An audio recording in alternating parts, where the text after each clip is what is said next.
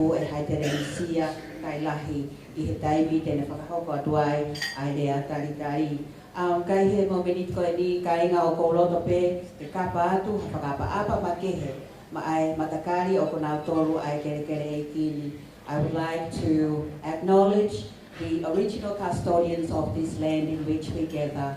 I pay my respect to elders, past, present, and upcoming. Ko tau ki polo kalama pe he momini ko ni o ko kore pe ke tuku atu o motokanga ke whangakilai polo kalama ko o sipulusi o tufaki atu ki o mo ngahi te pile tautaha ke mo kataki boa o he read through it. Especially he taimi ko e whaia e tau lot whawhetai a polo kalama lot whawhetai pe ko kore heni ke mo sito kore mai pe ai I he taimi e hiwa I ai a whangaki himi o ku asi atu I he por kalama. Kai por kalama ko ki kainga mo e maheni ho eki kai por kalama na e fa'o whakataha pe ia pe amo haiteresia mo e te while o ona e aho pe te whenga pe o hili taha ke o whakahoko ai ne whakaamo. Te whai ai por kalama te o whakalere whakaepa Victoria pe amo whakatonga ko hinga ke uhinga maarie pa ki tau tokuhia pe I he mahino ko ia ke tau enjoy I spirit mo lau maarie o e polo kalama.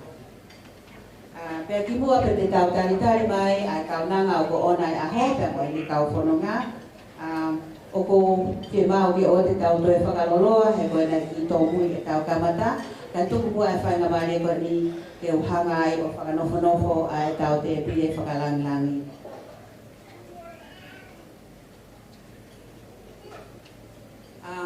Ka taka mole pe o ka pau te usi hui atu ho hingoa ma ke ka taki mai ki muani ko o siai a te pile ko te teo maao e family. I am now going to seat our honored guest, and if I do call out your name, please come forward, come to the front. There is already a seat allocated for you by the family. O tauhi e marama ko e whare koe ni mo e whai whikau tauhi o e potu siasi koinonia. Ka koe potu siasi e ni o kusi whakau ngā tamaki ai e whine eki o ku haana e aho. Ke mō kātaki o tāritari lele mai whai whikau whoroleni ka whoki tau iku. E kātaka pātaki mai ko e ake ni koe e kātaki o ina sishai au I hana whanurofo. O e tau whakata malangilangi malo.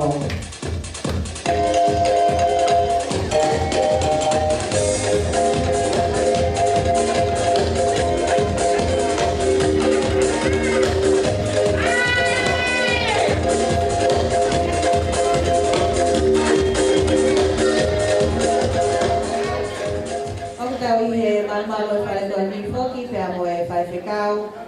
Ka koe whai whikau e ni na e na kau I he tanumaki mo yakonaki ma ai whae ko e ni ka pone hiki atu ki ha ponsiasi e taha o tau hiki ai ka o mu whiema o te he whinegi ke si kau mai he ahoni pia o ku honga si e le tai ai whakawhi e le mea mai o kau I honolotua ahono aho mo kataki o paspasi mai a whaere kau alimoni tau mo e pe au.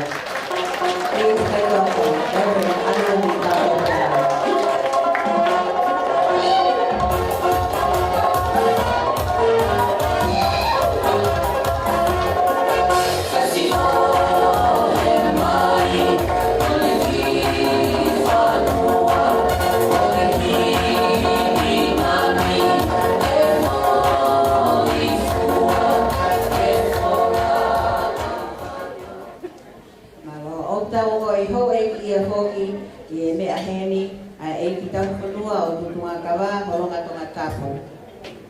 Mo kataki o tātari le mai a eki o holonga tamatapu kapukawa kataki o mea mai.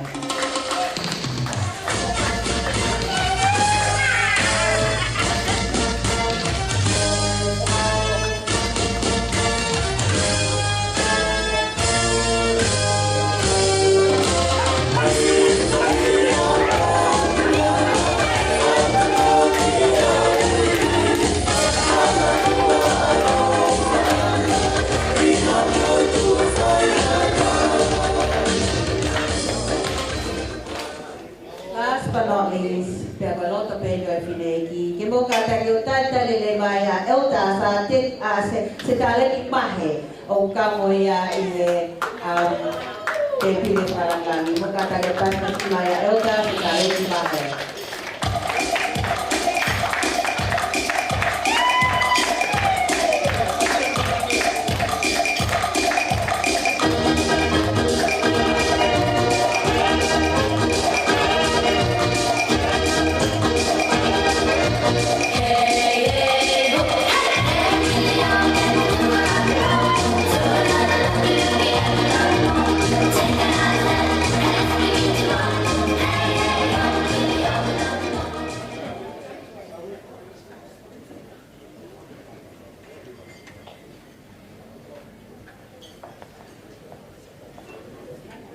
Kole ateni kia Samsoni Taufa, kataki o Meamati Moani as well, Samson Taufa. Mo kataki pasipasi Maya Samson.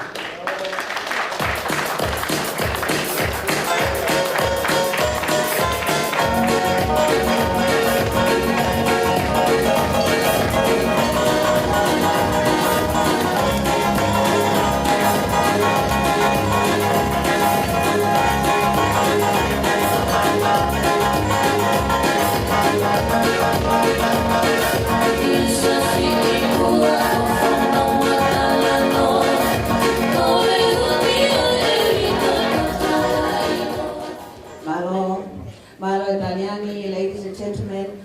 Another round of applause for our honored guests, please, ladies and gentlemen. Ogi ai foki ai whangakikakala, ne te teo e whine eki, e whakakahoa ki e me kau maulakanga. Oi pōtiasi koinonia, pia moe ni hia ki mautolu, that she deemed very kind to her. Ko teo, ogi kakai ko ni ki toko lahi pe he kai te kole ke DJ ki ne tai ha fasi ma na tolo ka te ui atu pe na tolo o kole atu ka pa o mo he ma ma lo fale ko ni ki pe ho mo ni ma pe te mo tu ha ki olunga ko uhi kai mamata ki ai ai kai nga pa kai nga ta pe ai ke si mamata ki ai ma o ka fa ka hoa ma lo te tau ka mata pe me he ka malakanga ai sia si koinonia. Elta Mansela Tauhema, Levi Asaeri koe tokoni se tuata, Kalisi Mataka koe sekeritari, Tania Lisala koe tauhipaanga, Sioeli Langi koe se tuata fale, Daniela Ofa koe whaihiwalahi eni, Mele Ivana Lavaka koe pule lautohi eni, mo vasi tai amoni langi ko taki yufien mo ka taki o paspasi mai ai ka o maulakanga ko ni ai ki potsiasi o koinonia Homebush oku ihe malmalo e fale ko ni ai fanga ki tolegereka ai ako fanki vasi ko la ni na e fiema o he fine eki ke si fakakahoa mon kinautolu oku ihe ni Maria Kateavave Mona finau pea mo pupunga mahe mo kata ke paspasi mai ai ki tole ke leka ko ni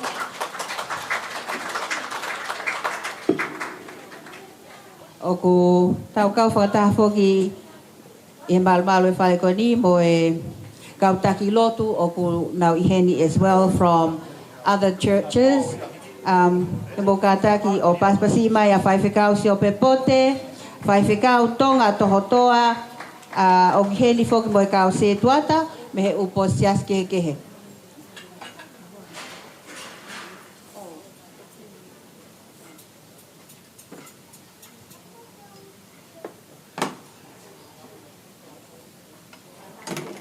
mo kata fa mole mahalo fu vave egu lea akuia na upehe au ia ko me mai pe ka fra langi pe fra ka hoa pe na tole ta ko ni kole atweni ke ki posi ai au ia to ai ka whakakahoa ke he ka olewa ke raki whakakahoa e tau ka whakalangi DJ kole at ke te koe ke tai mai haki foi fast no pe rato koko atu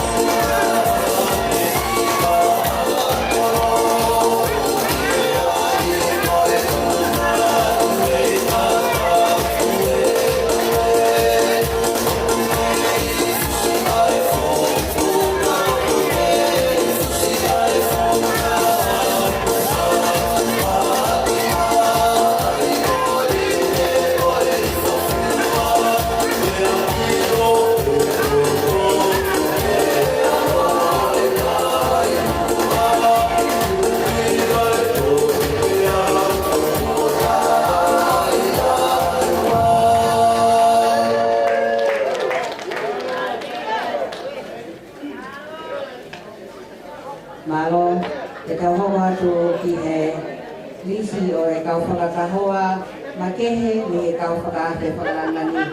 O kutau he whae koe ni pia mo e kau se tuata, e o ui atu pe homo hingoa, mo ka taki pe o hika mo ni maa pe te mo tu hake pe ke oro ke sio atu a kau whakakahoa o ilo i mautoro.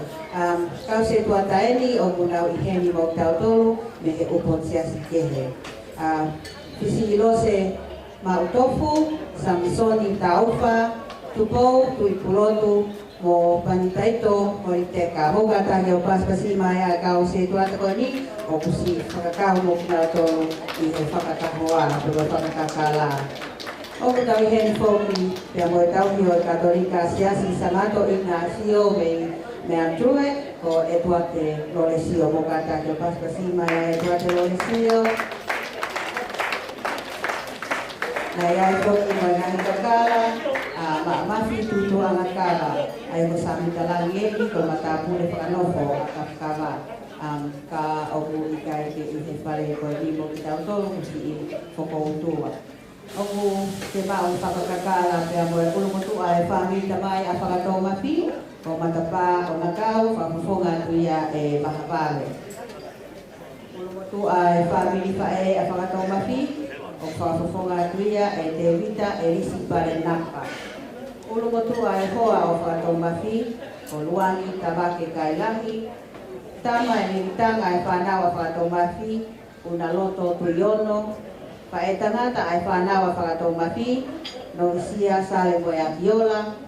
Whawhawhonga me whamili mo ya kola me vaiko puna sifoni sela pia mo tayana mo ya kiola. O kataki o paspasi mai, o kinautoru ia e si turu kakala e pile ki e whakalangangi mo whakatalo si e nau kau mai mo ia i tono aho. E kol heri ke TJ ke kataki mua o tai mai ha whakifasi ke whiawhia mai tanga hiri ko ia te tau toki hoko atu i hono taitari le nei mai ai kau nanga o ko onai aho pea mo ene kau whanonga. Malo.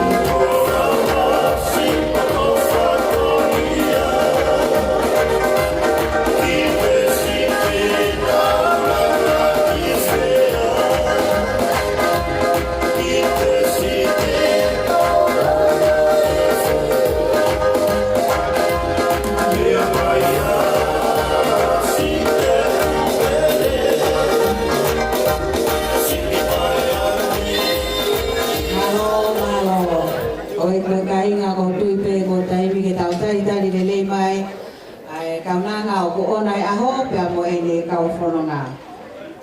First up, koe whaho whātau mawhigi aho ni. Nai toko whā, e whānau a te wita tu alau o pea. Tolu kanata, pia mai o whine pe e taha. Nai lahi taha i ta mai tangata, o sa wita tu alau, ko e kukui ia. Kono whikawa, ko sonelan, ko e kui ia a matapule maftutu anga kawa. Koe fua sisi taha ko sa e sio mai a kiola. Koe tangata eiki ia e kaunanga o ko ona e aho. Koe tamasi whahu, o la tu whato maf mai a kiola ke aho ni. Koe moko puna ia o se ini la tai ho lewa, ka koe laulo taha a NFFine. Koe kui ia ai whahu he aho ni, ka koe whahulua ia o e mau whamiri. All the way from Waikopuna.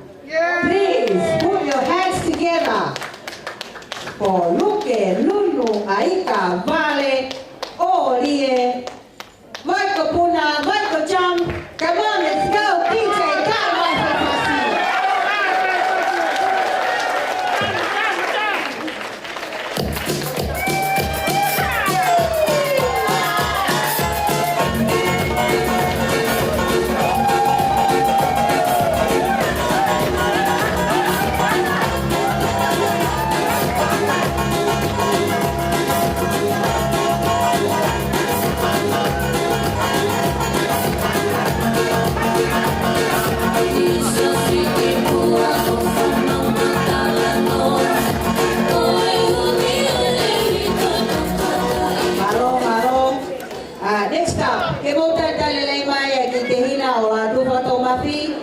flew all the way from the land of the long white clouds, Aotearoa, Mogatania, Paspasimai, Alika, Moyakiola, Peter. Dai, vai fazer DJ.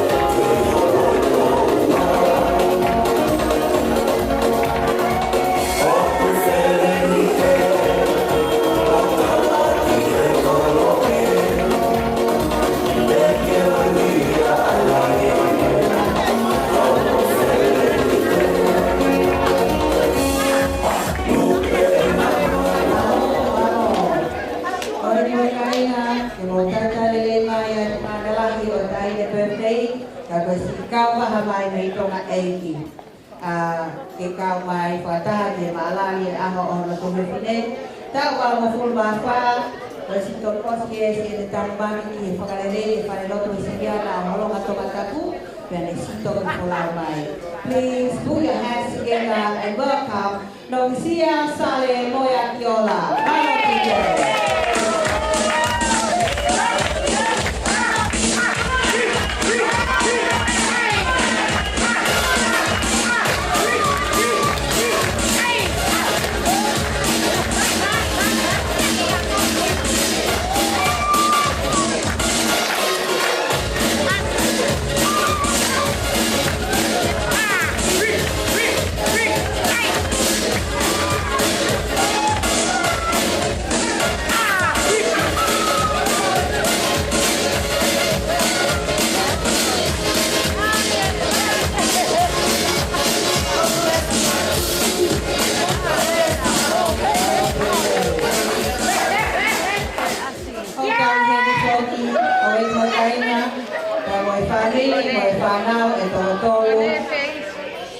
Alatu fotomati ayo menghadiri sekolah kailahi bertahun yang diorganisasi. Mungkin foki montamasi kailahi sila mamai dengan USA piano elaunan ilang kailahi piano fana boy fana nakapuna.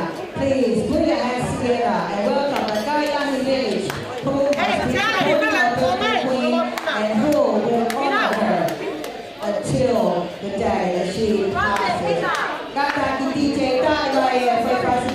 Kailahi family, everyone. Moga tayo pagkasilbay. Animal for sakit. Animal for sakit. Sakit, sakit, sakit.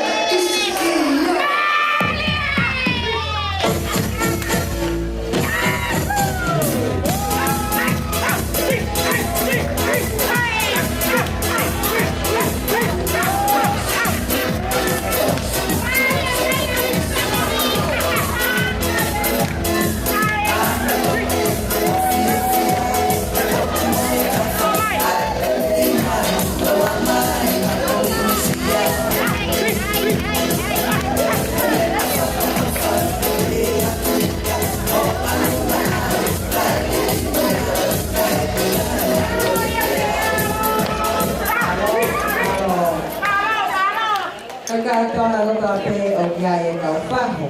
Kaya yan mo ikaw pa huki. Kaya ko tayo miyan iski pag-aasya ikaw pa huki.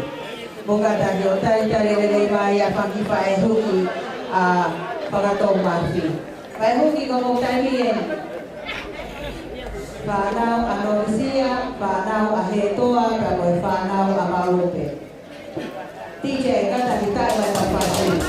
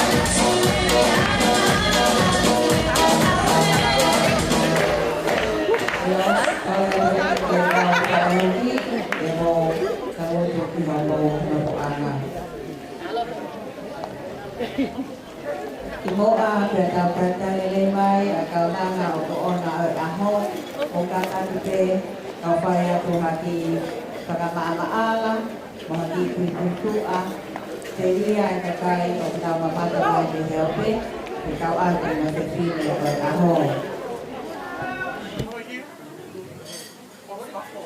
Na whanau i alatu whakatomafi moyaki o la kailahi i he aho uoua mahina hiva o tahiva fitolu wha i malapo tonga tapu. E heonga mātua ko le sieri tupoutoa o malapo pea mo saresio moyaki ola o holonga tonga tapu. Tupu mea ia whanau e toko fitu ko e toko wha fefine pea mo e toko tolu tangata. O tau iheni mo ni ihipe e whangatehina mo tunga ane o lātu whakatau mawhi. Pea heikai te u whakalanga manatu ka o tau iheni mo te hina ko anita mo yaki o Britain me inu usila pea mo tunga ane ko novisia sale mo yaki ola. Ne mauhoa a lātu whakatau mawhi mo yaki ola kailahi ki aluani na ufahu kailahi me nukuleka kolomotua holonga tonga tapu. Iai e na whanau e toko hiva, toko whātangata ni mawhewhine. Ko ngahi ingoa eni e ne whanau tama me he lahi ki he si. E lahi taha i laisa kailahi ko ne si pekia. Ufitonga Williams o kukei mo ui, tamasi kailahi o kutau iheni me amai me si lava mai me Amerika.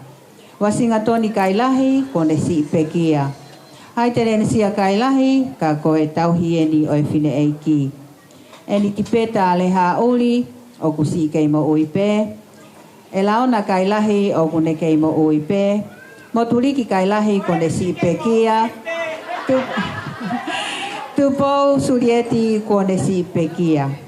O ku toko whango fulu e whanga mokopuna uluaki o e fine eiki, mokopuna ua e toko nime nima.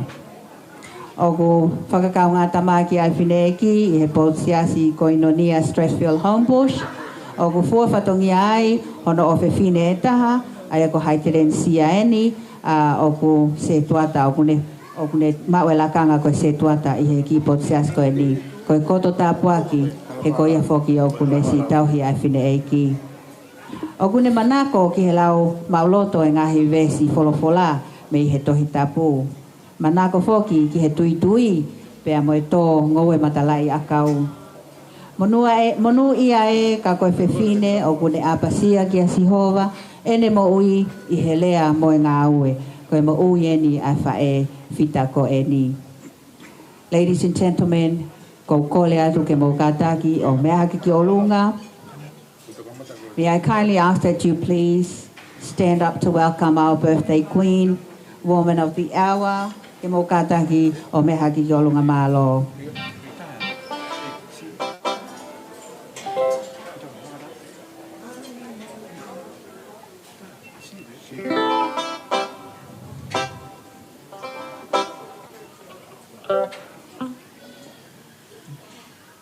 O ku whakawhiau mai, ai kaunanga koe ni e siosi langi. Pea mo ene ongo ki I moko puna e ua, ko mele ki a te tuipulotu, pea mo Tamasi Kailahi Jr.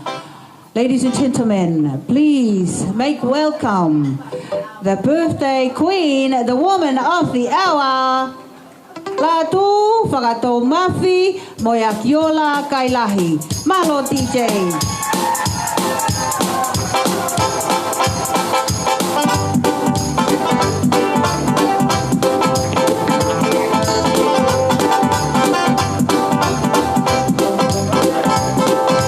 Langi mai tamake tau me langi ula fale mo whakatau kasi kare hoe no fo ai kaklani ia po oku lomo lomo kai mare kuanga hawa mala vita ito afa ekipo uaruko e vanga liu akiki fo tufu aka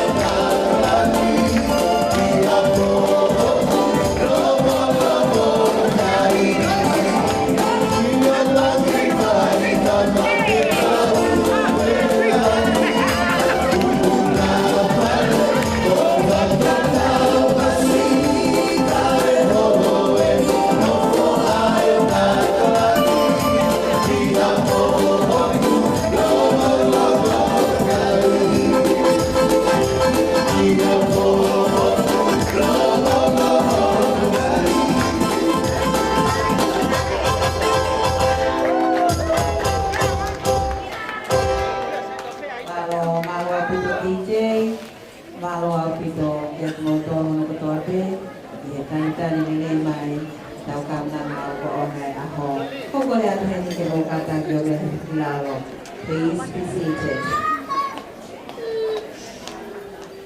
Hangere pe koia na ua ku whakahoha atu aki ki boa. Ke tau kamata aki pe ai polo kalama koe ni. Aki ai totu whakawhitai. Pea o koko he ni ke koe toha ki no mo toka ngā ke ki polo kalama koe ni nei o si tuko tupa atu i hono ngā te pile ke o hi koe whangaki i himi o ku asia i pia kou kore atu ke mo kau whakatu mai i hono hiwa i a whangaki i himi. E tai koe ni te tuko ni a whaika mai koe ni for however long she wants to take it for.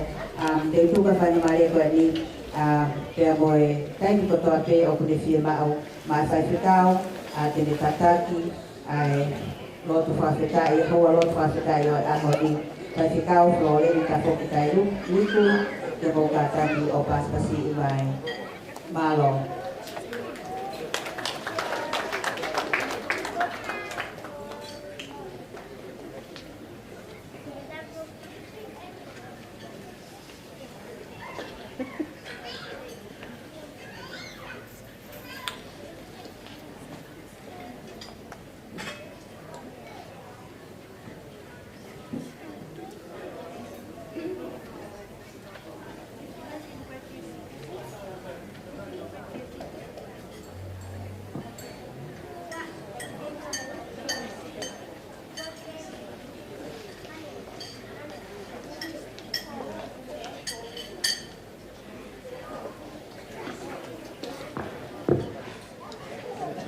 Koe o tua lahi a Sihova, pea ke lahi hono whakamalo ia. God is great and His grace be great. Whakawheta i kia Sihova he oku lele ia. Oku tolonga pea tae ngata e ne alo o wha. Whawheta ke o tua e ngahi o tua, he oku tolonga pia tae ngata e te alo o wha. Whawheta i ke eiki o e ngahi eiki, he oku tolonga pia tae ngata e ne alo o wha. E mo whawheta i ke he o tua i langina. He oku tolonga pia tae ngata a ene alo o wha. E meni. Ko himi e kamata aki ai lotu whawheta i e hoa koeni. Ko nima ngeau. Ko kole ki he tau kamata aki. Tau kamata aki ai ke mau maa oni oni. Ko kole ke mau mea hake ki o lunga.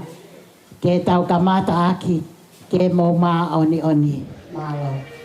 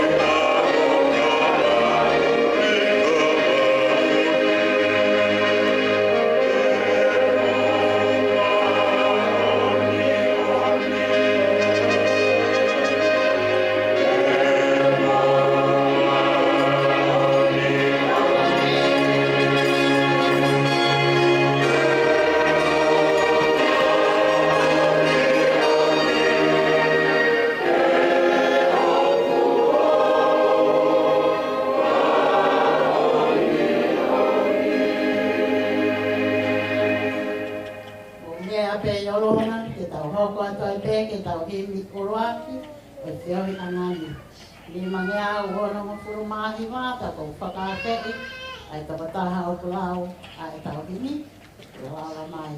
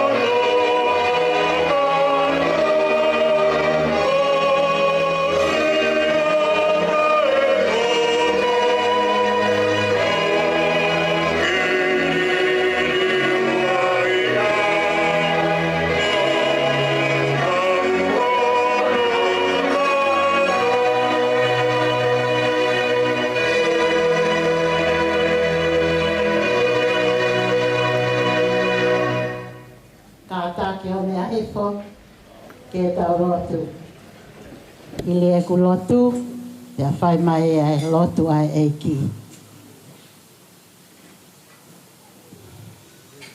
O ku maulea whakataha pē, mo e sā me manako, o e whewhine aho. Te mau whakawhetai kia te koe, a kia e kotoa o e mau ngahi mo ui. Whawheta i ke he a whiona. He koko e toko taha pē o ku makatu o ngai e mau maalali he whiawhiko e ni. Ai ofa ai a whiona hange koe ane mau whanongoa a ene tolonga pe a taengata. Ai ofa ai a whiona o ku ikai whiri mānako. Ai ofa ai a whiona o ku ne kapui a mamani katoa. Koe mau ono mai he whiawhiko eni. Whakataha mai ai family, ai siasi me ngai kau ngā mea. Koe hounga kia teki mau tolu ai ofa ai a whiona. Ki he kaunanga o e ahako eni, kia lātu whakatau mawhi. Moe a ki ola kai lahi. Nā ane, me he aho uluaki, ki he ahoni, ko e taue e hiwanga fulu malo. Ai tauhi hauhaoa ai a whiona ki si ene mo ui. Hauhaoa ho tauhi. O hinga ia o e whiawhini.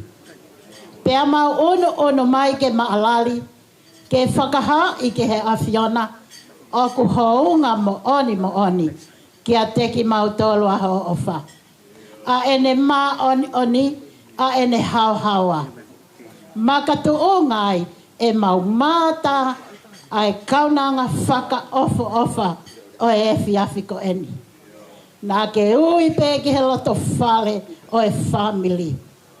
Whai ai ene whanonga mau ai huse pāniti.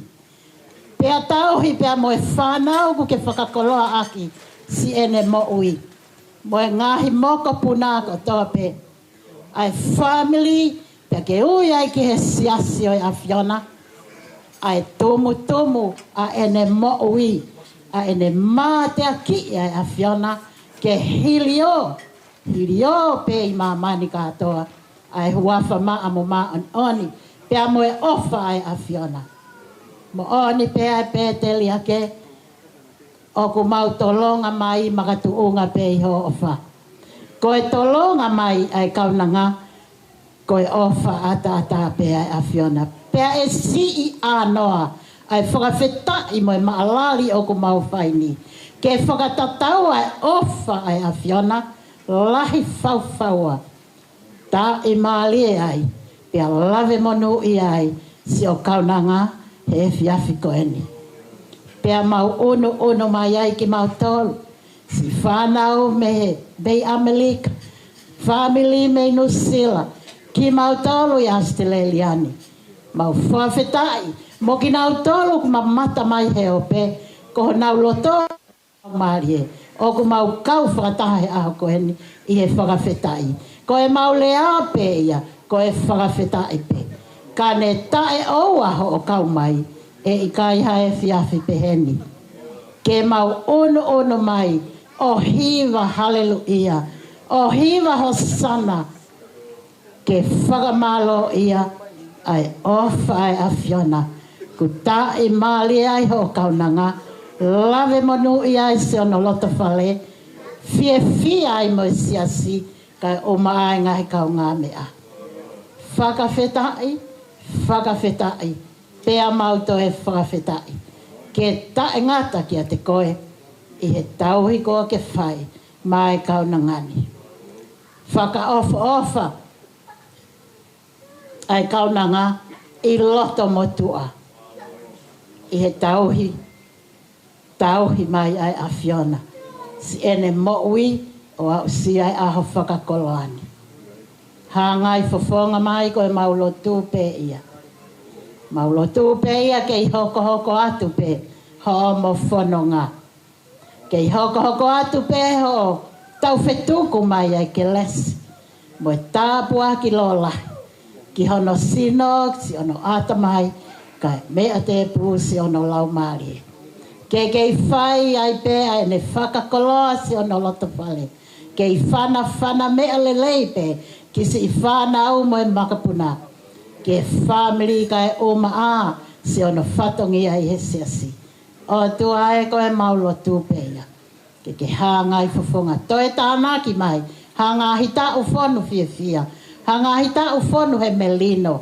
Hanga hita u oku whonu i he opa ai a Fiona. Kene whai aki si ono ngahi whatongia kotoa. Si ono loto whale.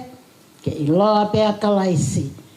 I he siasi ke hilio pea kalaisi. I he community ke hilio pea kalaisi. O tuae, se ne whanonga nai whai mai. Mei tonga ki Australia ni. Koe a Fiona toko tahape. Te ekihiki e ne amanaki.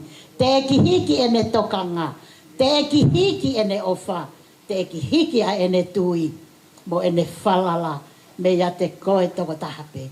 Koe maulotu ia wakaya ngā he lauta e whiafkoeni. Koe whaka ilonga e whiwhine whaka ofa. Na ake whoaki pia mauta i mahari e ai. Hanga i whawhonga mai a atua. Toenga e ngā oe anga mo e maalari o e aho. Tau kau pe mo koe kau mai lotu whakawhita i o e whiafi ko eni. Mau o atu kotoa e mau ngahi mo uini kotoa. Luwa ka kato atu. Ke mea ngā oe aki ki mau tolu. Pea ngauhi ke mau tāu. I he huafa e tamai pa mo e alo. Mo e lau maari e maa oni. Ameni.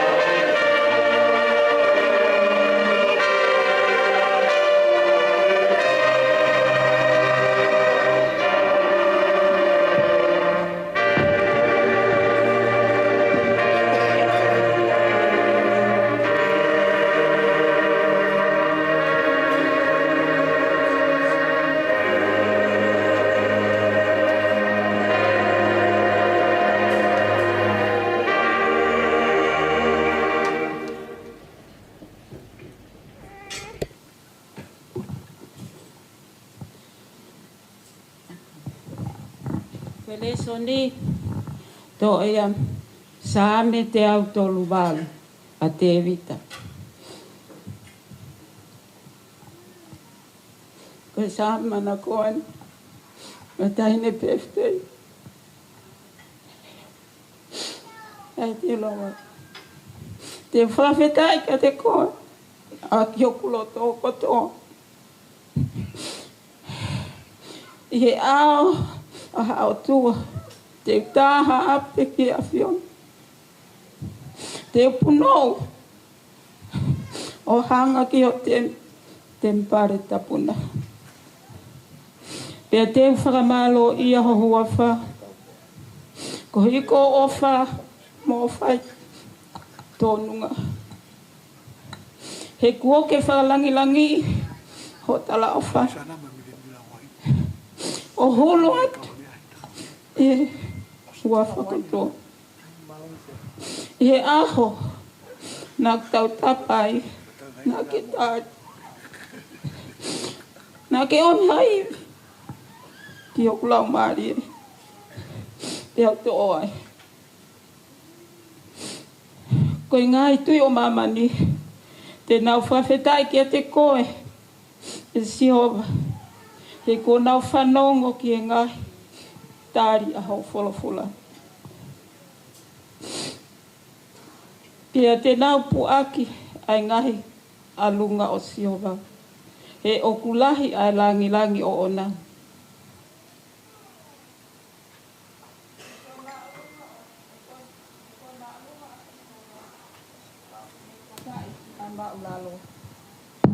Mahik o kunau wheiloa ki pehe mamao. Neongo e kāpui au e mamahi ka teke tauhi ai kumoui. Teke mawhao tonima. Te ria ai ita ho ngai whirina. Pea koha nima tō matau, tene whamo i au. Ko sihova tene whahao haoa. Ai mea o ku kau kia kita. E sihova. Ko sio ofa o tolonga o tae ngataia. O te geri ake ai ngā oe au nima. Ko ngataia e soni.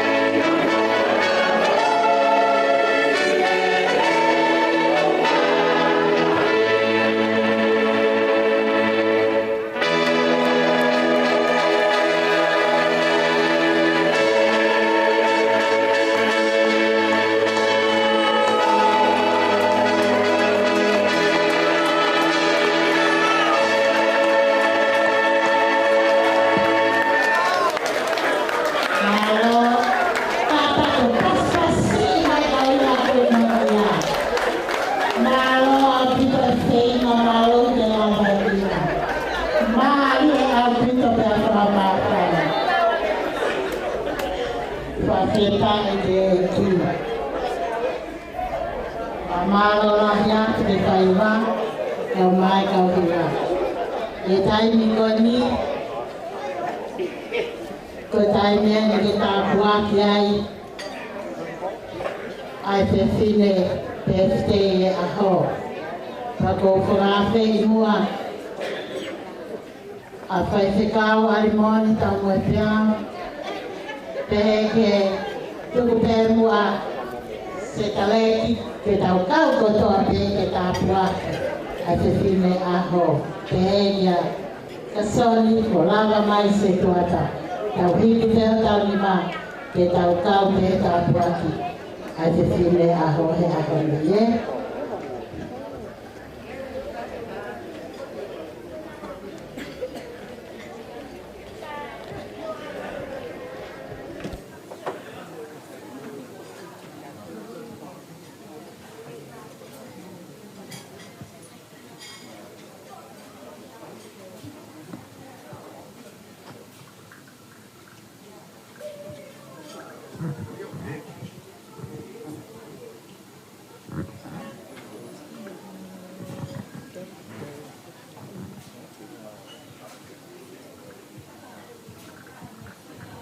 Kadai peo hiri mai o mo lima ki he whine aho. Kore atu ke mo kui mua kadau whai ai lotu tā boaki o e aho. Hallelujah. Profetai ki a Jehova he o kulere ia. He o kutolonga o tai ngata ai le alo o wha. Ko hai tene malea aki pe wha whamatalai ai ngahi ngā oe mawhi a Jehova. Pe tala ahono whamalo o ulahi whauwhaua. Mono ia ka koia o kune apasia mo tauhi ai ne ngahi konistuto ne. Ai taha o kwhai mo oni, mo whai to tonu, i he taimi i koto ampe. Mana tua whamai eiki, o hange koho ofa o whai ki o kakai. A ahi moa ki se o kaunangan, ka moho o tā puaki o kula.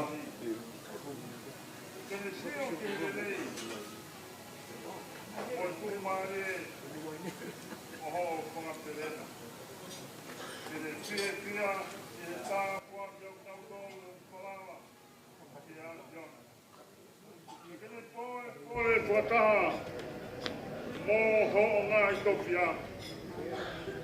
Ha ngā i fukonga mai a whiona o tomarumaru. Mo tāpu i kina. A lāto whato mawhi moia ki ola kaila. A ki ho lau maari e maa o niuni. O ka kato a kene punonga. A ngā ue a ho kresi pai whio. I he opa pe moi puatu. I hoko e ngahi aho e te mohui. Ko ngahi aho whiwhia, whonu i e merino, whonu e o toa i e mesia e a whionu. I o koe aho e ke tue, koe aho ke mamau. E au sia e kaunangani, ai taha i tomu o e opa e a whionu. Hoko ano tau hima no fulu i e au koe. E o tua au whaamu pei, ke langi ia tō tāpe a ho apio. Tō mautoku ho koloria, ai ngeia o e apiona. I tala peia, i mui a ho kaunangani ke tangata, pea tangata. E meni.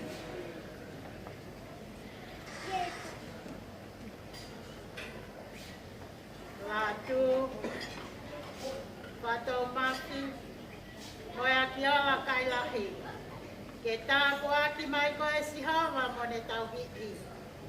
Ke whakaulo mai e si hawa ne mama ke te koe mo ne alofa. Ke hangai fofonga mai a si hawa ke te koe mo ne foaki atu a ene melino. I he ahoni pe a whai mauai pe e meni.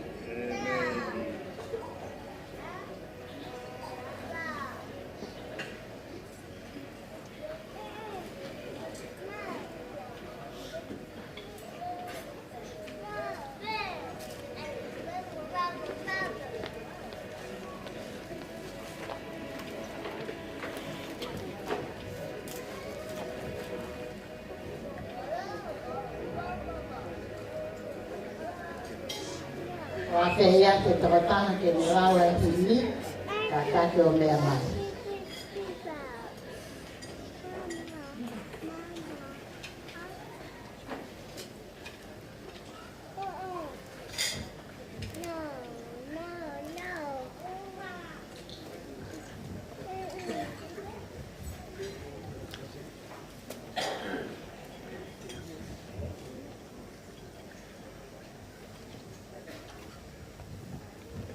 Koe ua tolo ko hengi. Tau hei wai. I mai no ano hemi. Te o spela peha lese ua ke tau hei wai. Mukata to me pe lalo hiwa mai ai. I mai no ano hemi. Munu wai e kako munu.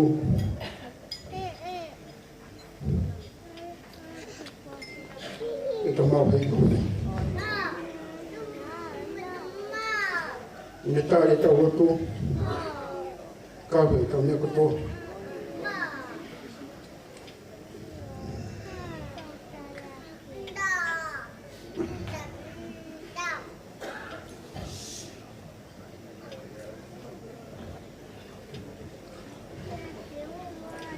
Koko e ta mama, o hake hotu, aloa ko te kaki, kene kawi on fua.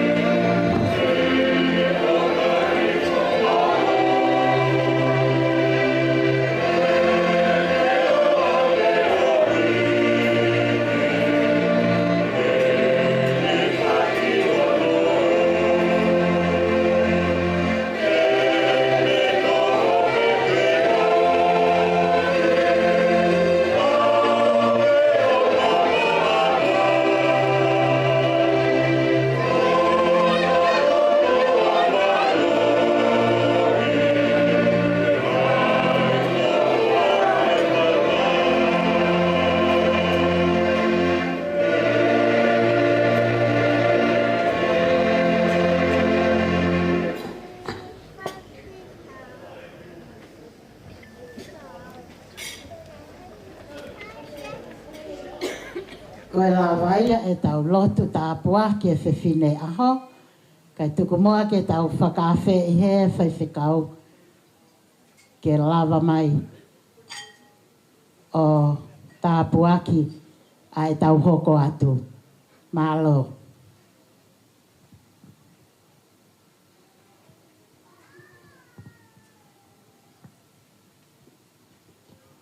ke daulotu.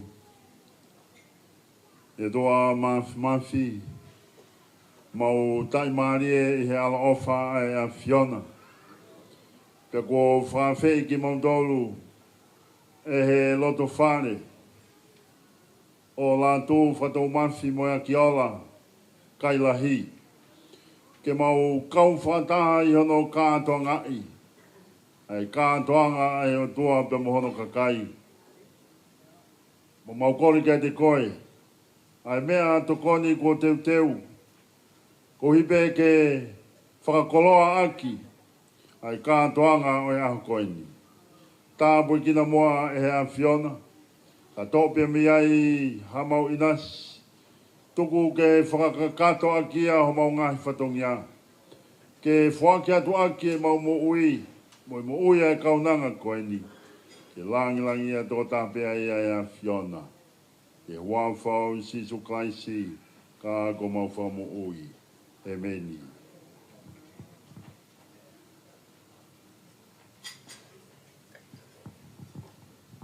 Whamaro lahi hene ki a whai whikao whololeni ka pē whoki ki a alimoni a pe mai kau se tuata, mai kau elta.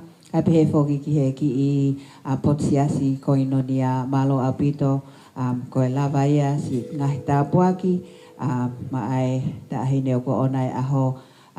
I taim koe ni te whakawhi hene a DJ ki ka taki o ta i mai ha tau whakaki fo i whasi. Hili ko ia te tau hoko atu lewa ki he Lea tari pe koe welcoming speech. Malo apito.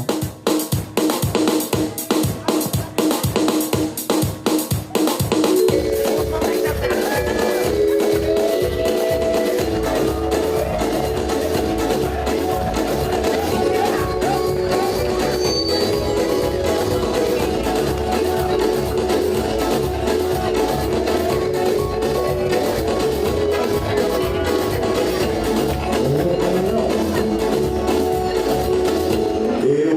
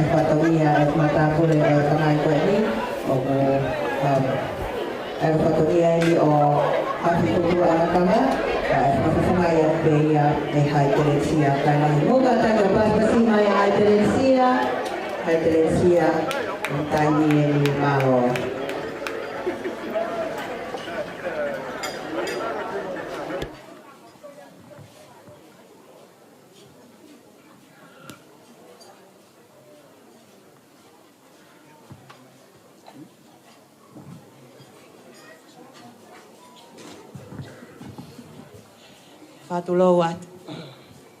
Fatapu ki he o tua kune afia ho taulo tolotonga. Fatapu hen ki he whanau aho e ki pia pehe ki a tuanga kawa ba moe ha tau whanua. A tēnei fatapu ki yongo whaiwhekau e potungo ue he ako en whololene i tawhi o tau liku. Pia pehe ki he whaiwhekau na i e whakakaunga tāmaki a teki mautolu. Ali moni tau moe peau. Fatapu hen ki he sikau takilot kotoa pe o tau kau whakatahi e hoa tāko e fiaf ko en. Whatapu atu hen ki he whamiri o e mau whae, pa pehe ke whamiri mau tamai. Pehe ki he sola moe vulangi kotoa pe o tau kau whakataha i e malu e whare ko en. Mo whamore more pe ko e kotaha ke he na e awe kia e rea. Ka o mai ke whakakato he whine motua ko en. O ko kore whamore more atu. Ka ku tō hataha he whakatapu e whiaf ko eni. Ko e hange ko e lau ko e whanau pe. Ko i au ku ata e talitali whia ki mō tolu. A e taha kotoa pe mo lava mai e whiaf ko eni. Na e whai ai whakatangi atu pa whai ai whakawhi atu ke mo lava mai ke tau kau whakataha i no hiki. Ai fu whamanatu ai fu aho mau inga e mau whae e ako eni. Mau mea pe aku mau lea whakataha pepa mo e sāmina mau whanonga whawhetai ki a Sihova. Koe mea pe aku mau whai he ki whamiri koe koe lotu pe. Kai ke te aha mea te mau whai, koe mau lotu pe, mo mau whawhetai he kei hao. Ai ki whamiri koe ni pe mo e mo ui o lawea e a whae koe ni. Koe ia e o whalahi atu a te mo tolu e po koe whamole mole na kua ngari fulo loa. Ai ngahi polokalama aku mau whai. Ka koe mau whiawhia pe ke whakahoka e polokalama lotu. Koe hinga koe aho e whae koe ni. Koe ia e whamalolahi atu ka te mo tolu e kau whakawhi kotoa pe, mo whamiri kotoa pe. Na mo lava mai mei muri o tau kau whakataha i a koe ni me ngai whanua muri. O ko ata e o whalahi ka te mo tolu me tate tari whiawhia. Pia pehe ke tahi ne MTO e a koe ni. Koe ia e ki lea, mo whamalotu a whaatmalo au pitu. He o kata ki o paspasi mai a Haiterensia Kailahi. Walo Haiterensia last minute pe hono kouna koe ke whai ai whatongia koe ni. I he taimi koe ni o ko loto ke uhanga o tuku atu ai whanki ilau o e whare koe ni. O e whanki ilau anga maheri pe. Te ria e kaha o hataha tene toi whiema o ki ngawe aki ai whare koe ni. Mo kata ki o tokanga ki whanki ilau koe ni. Koe whanki ilau maho inga. Ladies and gentlemen, I am just going to announce rules that this venue has. In case we may need to use this facility or this venue in the future, please do adhere to these rules. Number one, there should be no smoking or vaping inside this entire building. Ka taki o ki kai ngofua, ke mama hatapa, ke ko ha veipi, i he malu e whare koe ni. ka paulewa o ke whiewa o ke mamaha o tapaka pa ke kata ke atpe ki tua ki he ka paka o mamaha o tapaka mama o me he entryway. O ki ai mo e restroom sa whawhine mo tangata heni kata ki ka pau o kuke ngā we aki pia ke tauhi pe ai maatatau i ho atu pia mo ho mai. And also, if you do have kids that need to use these facilities, please accompany them. And they are on my left. Also, there are exit signs in case there is fire. Kataki koe huanga koe kumo humai ai ki whaleni, koe huanga tatau pe ia o kapau e ai ha whakatamaki o hoko ai ha vela, te mohu pe i he huanga tatau na mohu mai o alua ki he somewhere safe outside. I am sure there are fire wardens in this building. They will direct you if that ever happens. I time ko ni te kole ki he DJ ke ne kata ki o tae mai aki fo I whasi e taha ka kokole atu heni ki he tokotaha o ko amanaki ke ne whakahoko a lea e whamiri tamai a whakatau mawhi ke kata ki o teu mai. Hiri pe aki fo I whasi ko ni te ke whai le whakahoko le waho o lea. Peka hiri pe ko ia e whakahoko mai ai pe mo lea e whahai a whae malo au pito.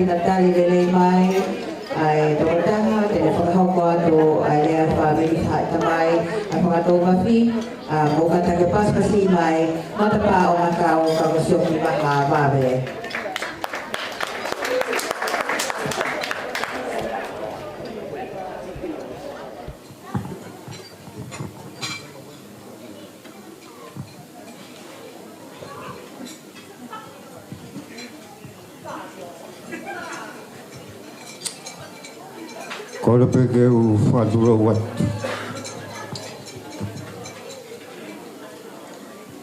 I mua pa whagato ku whatongia.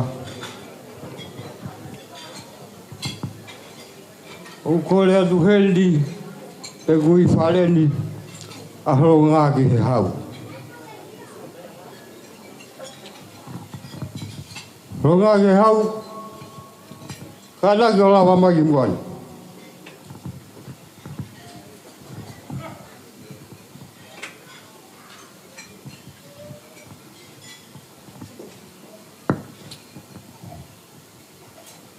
Laka ke ngari koe kawha goe.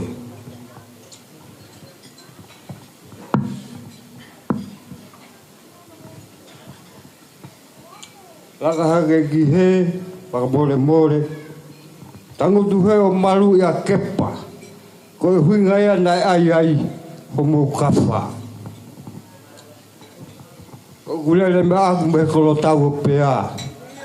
Koe kakai tau eki. Ai pea ki le sondi hen.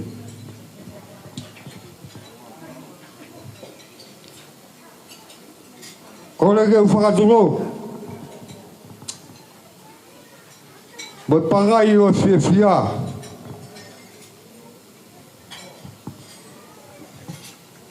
Ai tuku ke talaki. Ai tala whakatapu.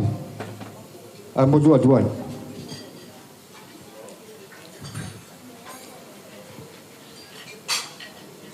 Whakatapu ki hatu e o langi. Ako e ao niu e universe. Whakatapu heli. Ia kepa moho eiki. Whakatapu heli.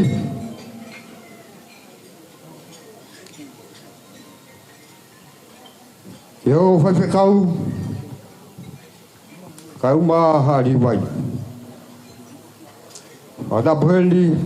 Ke kai ngā lotu o whaina o whakatūmahi.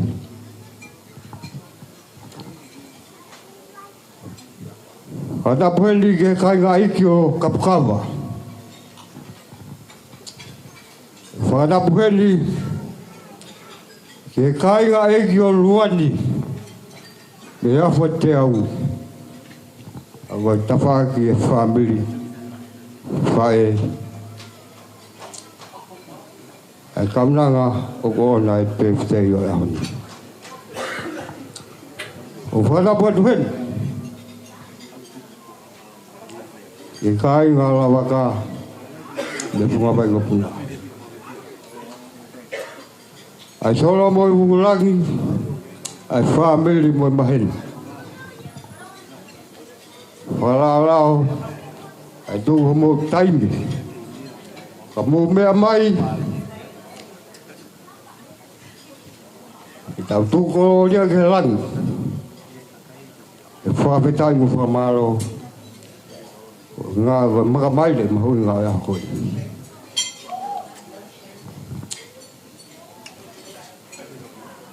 Ko rea whamaro. E tō whakakato ia. E uhi ki o whakato mafu. Ka tūpe mua. Ke utara ngā rea, e kua oso, pia nunu e pangai o fia.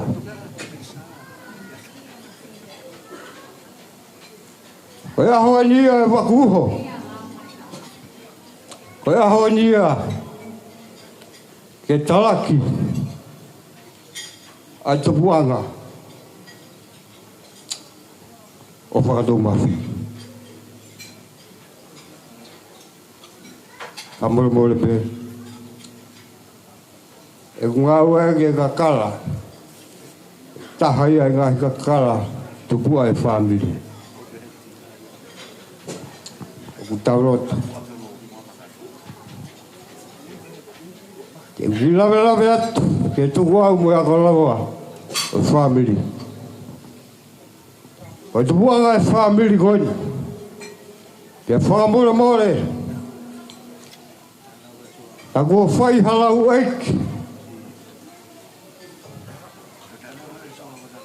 Ako ho mau tu whakanga. Mo tāpua ki me langi. Ia tupu e whamiri ko ni. Me ia waia. Ko tui hata karawa honu waru. Ia mau hoa waia. Ia simiwoko. Ko ofe whine. O tui tonga whiwhine ko ia, ko sinai takala no fu, pia motungi mana ia. Tana whanau iai, a moe aki ora. Ko tui ha takala ua hono hiwaia. O kou tui, ko uhinga ia, o ku whakai ku moea ki o lai a si o ku kai ngai.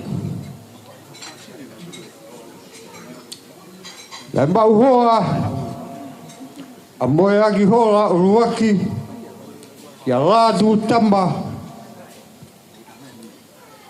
o whiwhile o tui hāte iho. O na whanau iai a moea ki ola ua. E mau hoa a moea ki ola ua. Kia pule i rangi te koe o whiwhile o wehala. O whanau iai a tatafu nunu mo veisini. Ia e mau hoa tatafu nunu mo veisini kia nā uri koe o whiwhile o lapaka. O tupu mai ai a whanau e toko whā koe lahi taha ko fusipongi. Ia whakau tigaua a tākai ia whikatoru a whae ia whikawha a rupa tūrere. Ia toki huri mai ai kia te vita tu alau. Ia whanau a te vita tu alau koe toko wha. Koe lahi taha o seini latai ho lepo. O whikaua o sione muna o uhinga ia o koutu ai ke tongia e patongia e ahkoe. Pa moho muna o sione muna. Pa whikatoru o sione lagi o pea mohoronga e a whikawha a sale sio moe ki ola. O pea mohoronga o koe tangata e kia ai whae whita o nai ahkoe. O ki pio ka rafia koe a karoa e whamiri i aneafi. Ai tupe mua i whakarawe atu i e ongo kakara tupua o whamiri. Tai hanga e sale sio moea ki ola. O puke puke i huno roto whare. Te taraki aki huno tupu anga. O ne mangatu merie. I e koro taku kopea. Isa. Nai malama sika mei haa mea. A kau roa, mo tapu mo hiku roa. A koe sika e ongo mafu o hahawela. A maia mo la waka. Nai wheaua ki ka houa. Hoko ia. Koe maruanga uraki kuonga.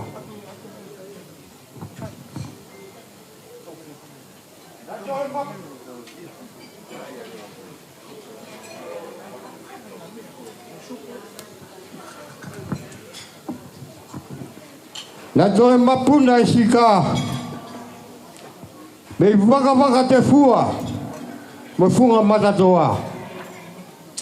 A koe sika ia a taurua i tangata. O whakatau mua ke mātanga ora ki malaela. Pea tala mo e whikau ki hangata. Ko au tākai mo whae. Koe hau e whanua. Whanofo atu pautoa. Ki he taro ni mo e karamu ni o tonga. Koe tui kanuko polo huno taputu. Na toe riu e sika. I puna ki lagi. Mai vai ko puna. Ka koe sika ia. O mua ki hi atu. Maka tunga ai e tani lotu. Na whai me mana ngā. E whio tā ngā. Whai ai mai liu hingoa. E kai ke toi ui koe. Ko whio tanga. Kai ui koe. Ko seini lata i ho lepo. E ngana. Mo kuonga o lotu mo mama.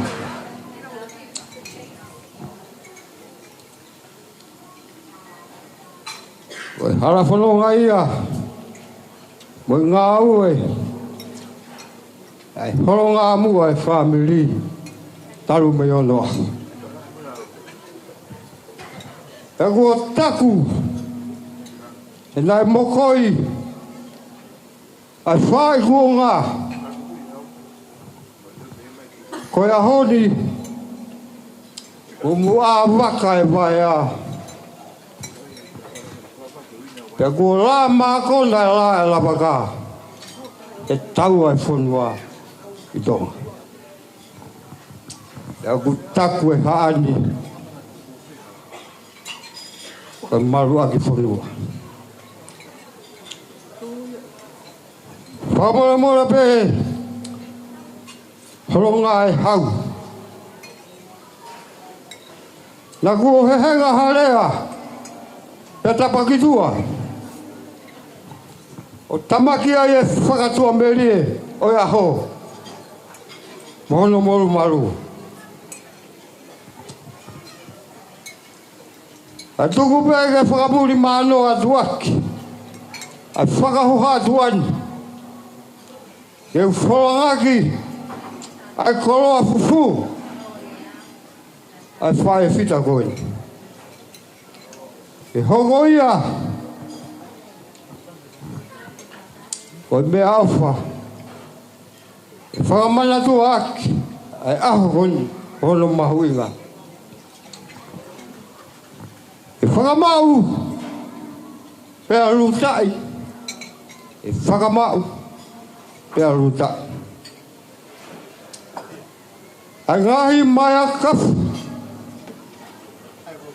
Oi aka loa. Ma tala tu whahoro. Tau ngahi family. E mau ai e mau ruta. Ka hiri o ai e whio whani. Eo. Ko tala aku merie. Ko tala aku fungani. O ku hoi fua ki ai alani. Roa ke hau. Tuku ke liu e tapahi ke nā. O taula pe mo whai la. Me vai ko puna. O whakaongonga mai. A whekau. Ke tomi a mahau ku whakatehinga. Lewe vai whakahoha. Moi o whalahia. Mo kata ki o pasi mai. Matapao na kau ka kosio ki bahawawe. I he whakahoko a rea e whamiri tamai. Makaukole atu heni e kai ke uto e whakaloloa. Kau ilo peo ku api e tau taimi. Ki he takotaha o kune whawhawhonga i a rea e whamiri whae e whakatau mafi. O kore ateni ki a te vita e risi pare napa ke kataki o mea mai ki moani ko taimi e ni. Mo kataki o paspasi i mai a te vita e risi pare napa. Malo.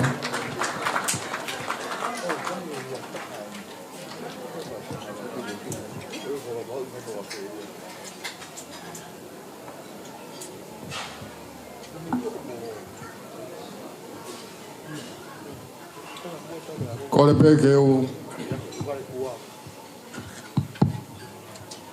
tomoa o tolo at pe mo e hafangan o kore pe kapkawa ke o malui at pe i he talafakatapu e lotu mai fonua ko kamata ki ai ka toanga whakafitai o e ahakoni. Kau tongia at pe moa ai whatongia ko na kita ki ai ke tō whaafofonga, whaamiri whae, a whakatou mafi he hoa koi.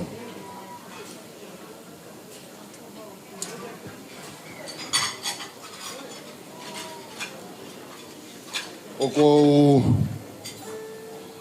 whawhita, pia ko whawhita ki he o tua mafi. He o mai ai whainga maari e, koe ni ke tau whelongo aki.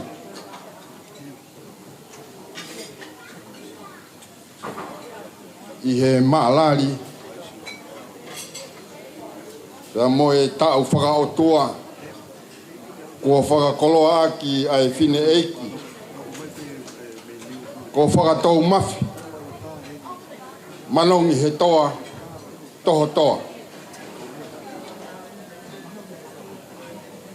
Whamore pe whanua ki pulot. Nā kou hua le laki. Ahingo ai whine eikini. Kai tuku pe mua mo whanua ki he ako. Ki whakakakato ai whatongiani.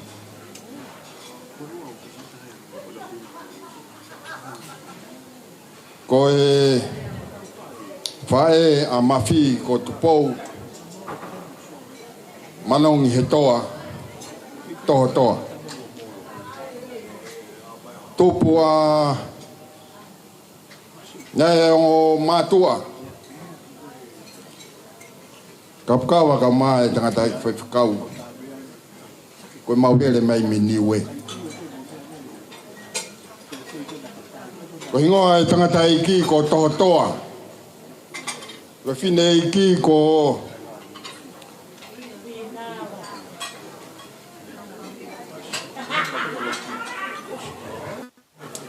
fōwhiri. Ko e ongo mātua ia na e tupu ai a manongi he toa. Toho toa. Ka te toho whanau nou pē. He ko kāpui.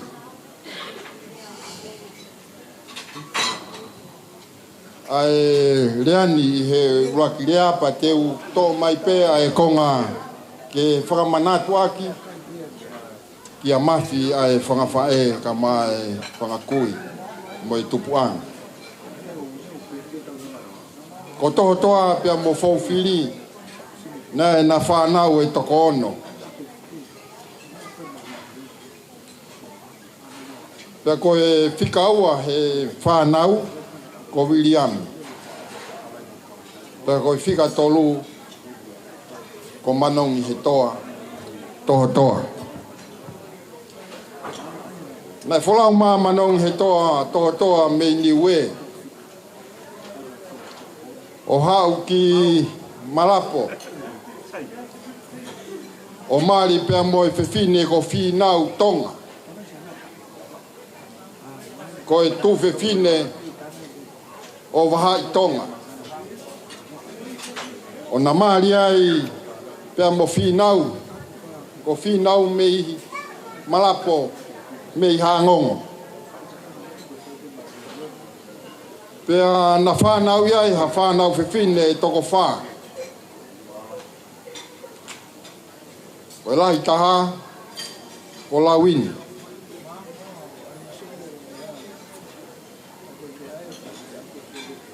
Ko whika aua, ko tupou, ko whae i a mafi. Ko whika tolu, ko wairere. Ko whika whaa, ko i lai sipa. Nei kai ke ai hanau tōnga ana.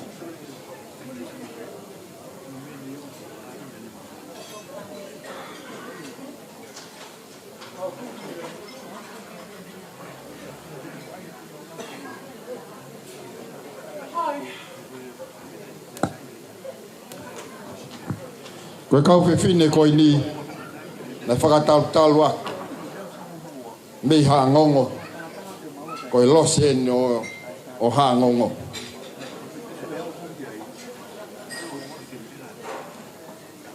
O kou tui o ku e kei hoku uhinga.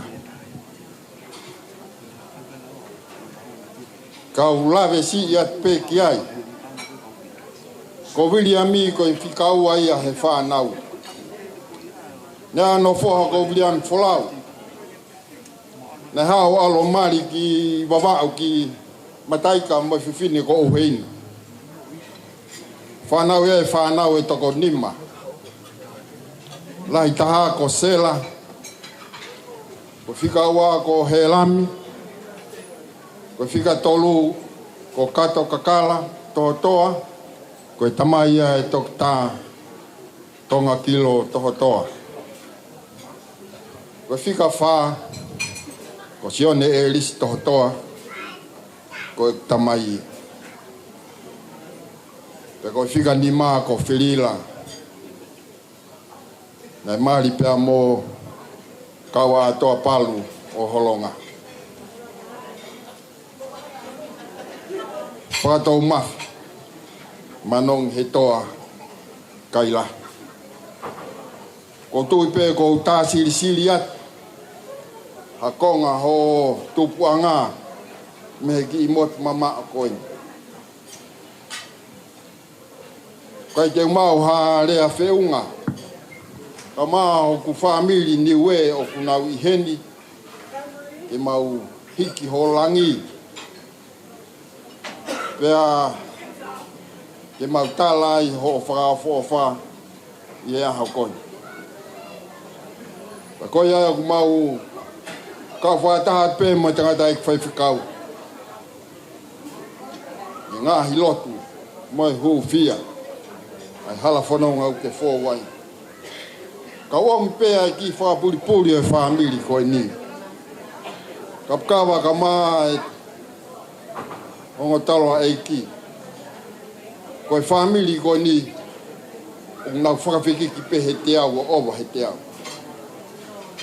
Ai tala noa e whanga kui o mafi. Wau ke hene whanga tamai. Ko toa koe ni o motua koe ni o ku whahoa atu. Ko tangata eiki mate he te au tupusi. Ko tala ia o e kakai ni we mawomi o lata i haangongo i malapo kere o luan. Ko ia o mau fia a hako ni mafi. Pau kou utu tamlea i he tupuanga na ke tupuai. Pau kai ke kakato. Ko ia hao nu mau whakawhita i pe. E hiki e langi ia i pe o tua. Lewa malanga kau tatawa. Ta whamalo katoa heni kia te vita e risi pare napa i he whakafofonga lea me he whahai oe whae a whakatau mawhi. E taim koe ni te ukole heni ki he DJ ke ne kātā ki mo aota i mai hea ki fwoi whasi ko mā ulolo ai ngahi lea a pia ko sio hatu peu ki ai toko lahi a mautolo ko mau ki tule mohe. Kata DJ o tā maha whangi fwoi whasi o hike fia mā tanga katau hoko atu ki hono ki ho wau e puhi o keke o whakatau mawhi malo.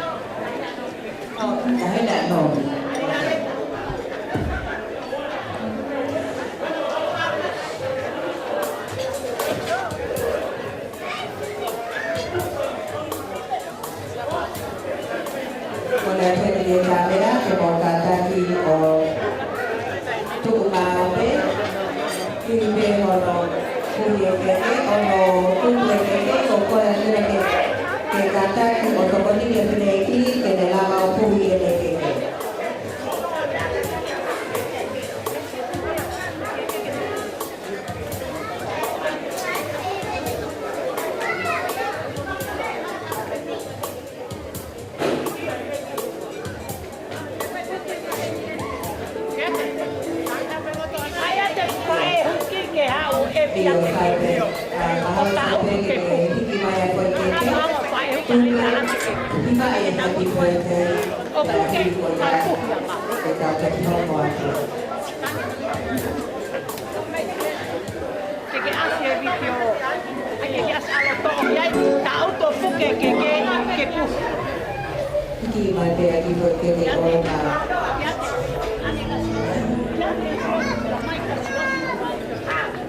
Mau pe au ia kami aka mai koi.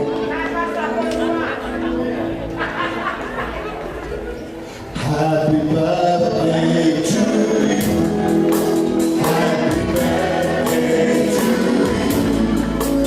Happy birthday from the Lord. Happy birthday to you.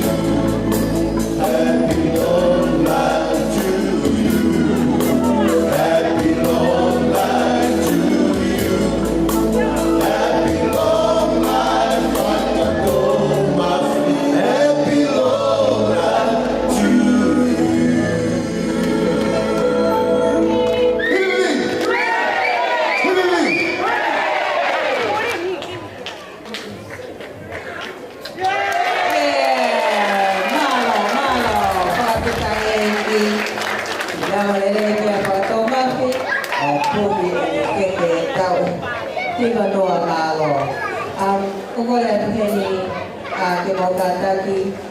I just want to say this. Please be mindful.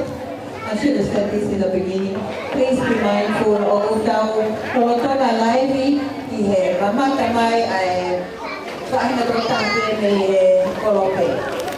So we have Paula Moi Moi and Tonga Mission here with us. Please be mindful of that. O whemauia ke o te mausi disco mo le takai holo I mua I he camera. Ko hi ke si lava le pe mo mamata mai o tau kai ka pe ngahi fonua ke he. Kita ko ni ko ko he whanau o whemau ai whakilai ata ke tau hi ko ngahi memory o te ki mo amo inga ko ni ko le ausia. Pero ko le ni photography ke mo kata mai di mo ani ko mo tai ni ni o whemau hangai ata pe o whineiki by yourself.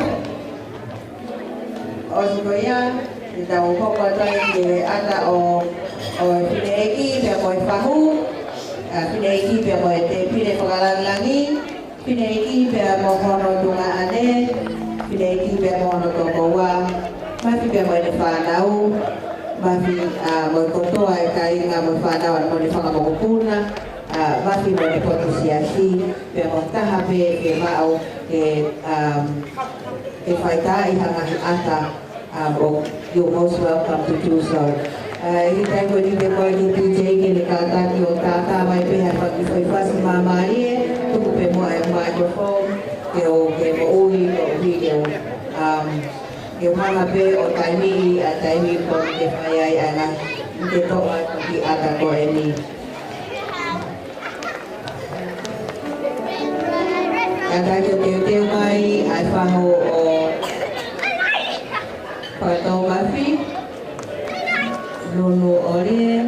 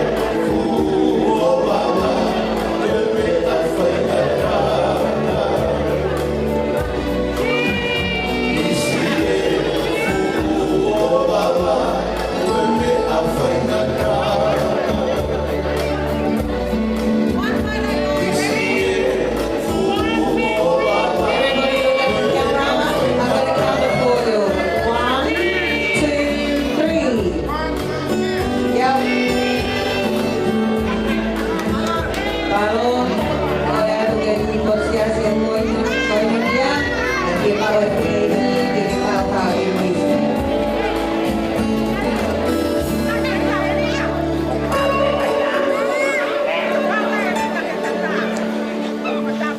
Kosipe ay negosiasi ang koinonia, kaya ito kayo hangko o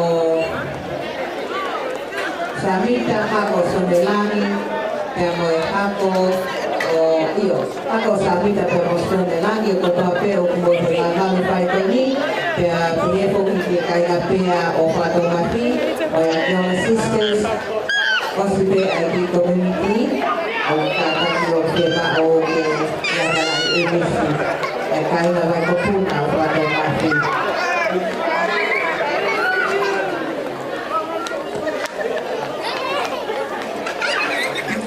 Koinonia, koinonio o koinonia, o katanay.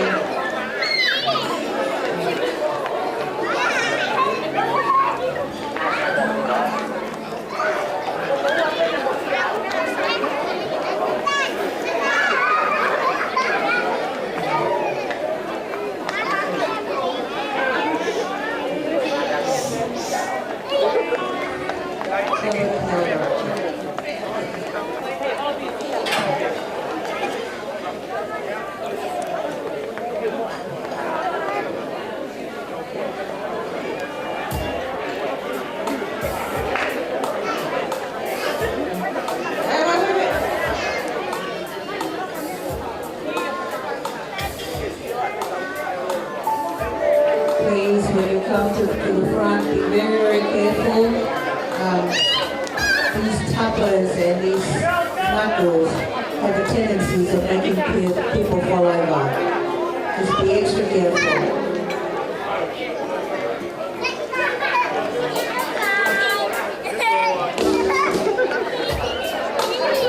Katani mo ate, mo puro mo siyo kile, kana to pai kala.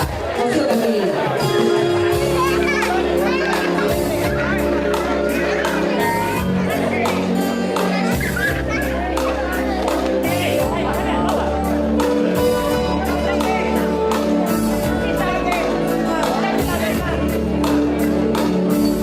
Ako mahini,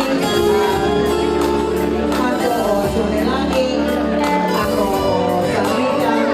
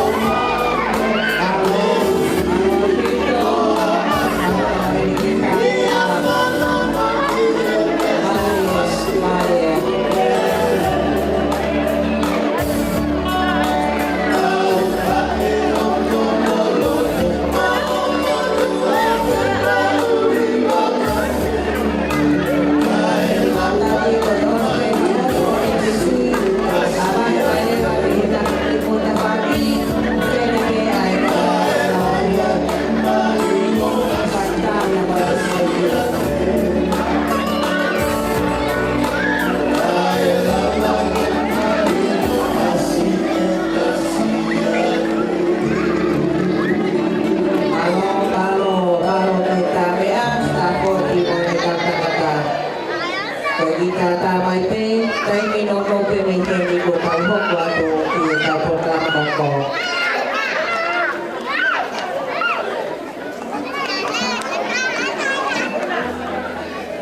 Elena, Ana, Ospeni, Huaybe, dan mo pemihin ko Oslo Kaita.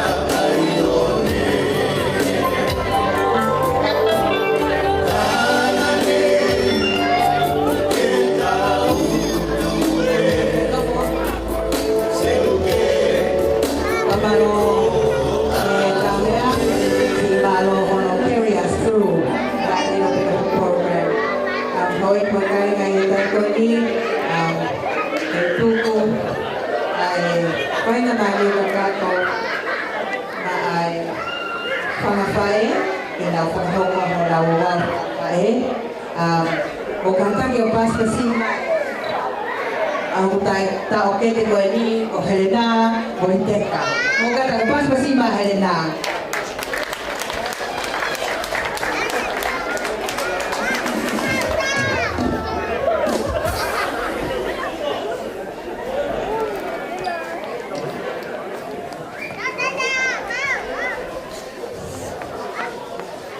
pangalawahin ko MC kami ko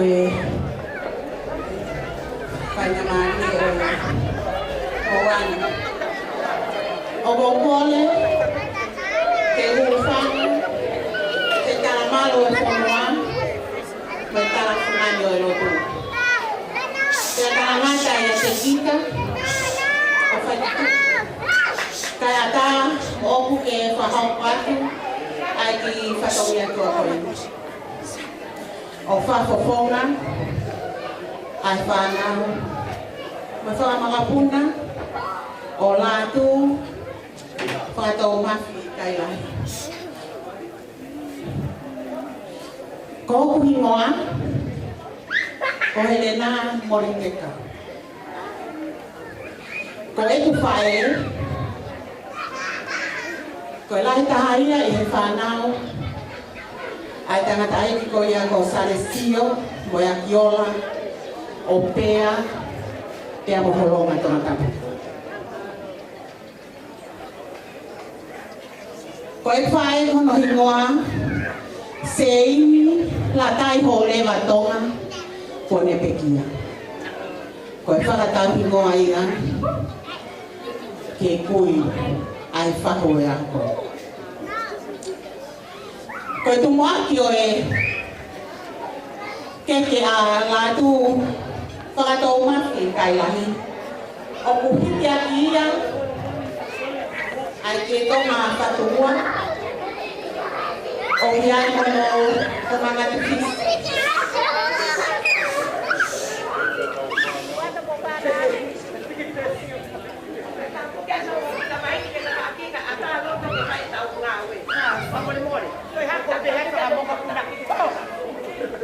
Kono tau tuanga fala fihu de tolu ngokumi fala wa ngokumi fala te kumani maiwa takaya kiaman patifis afya kia angan lalima kokono pala Kopi fatwa au yaki ai ngatu la mi mafisi. O piai mono katoteu pe au piai mono kampapalan.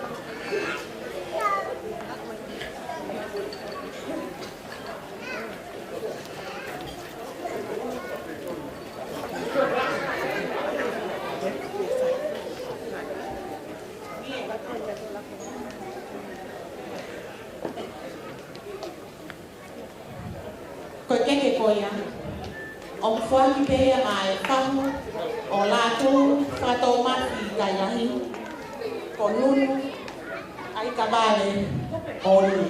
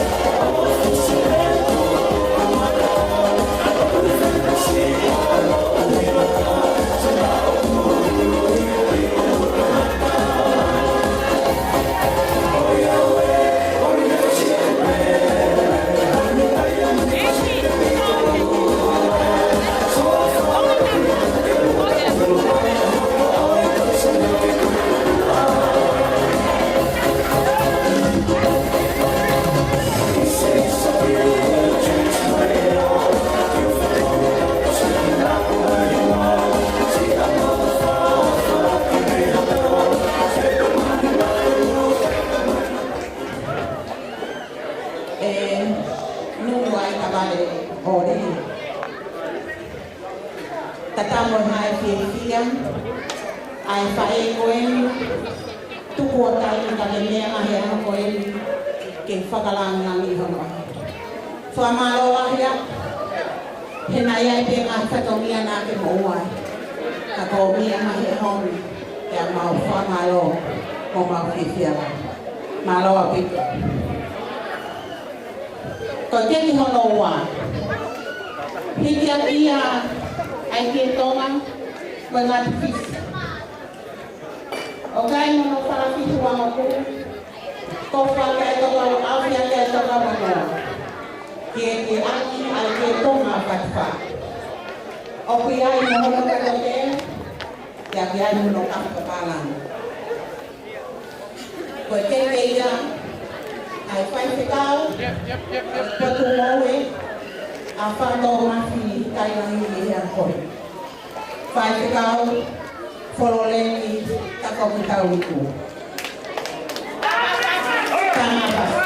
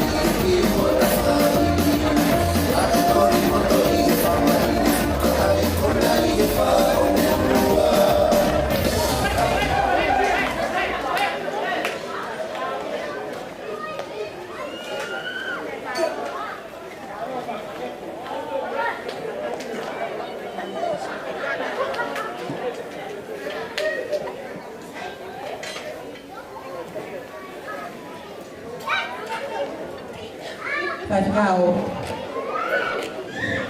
Foroleni takokau liku. O wate whamalo ko houna. Me he whae koe ni kai mai ki whanau, te ko te whamokuna. Koe hea ko me mahe honi. E whalanga ni hono. Whamaloa. O whalahi a pikoe. Maloa piko. Koe ke tau hoko ki ai.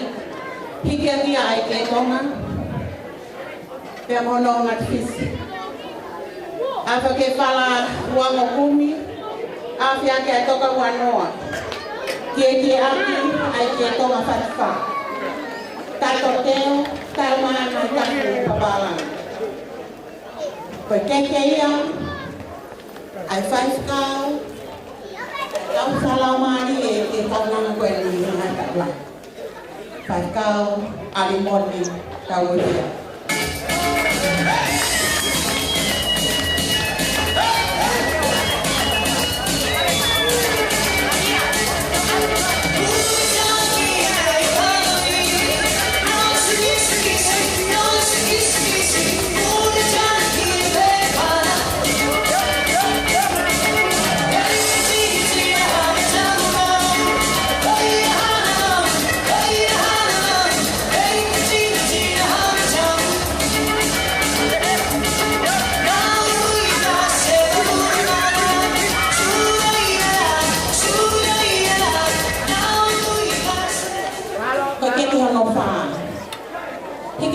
Ke tonga mo tonga ngā kis.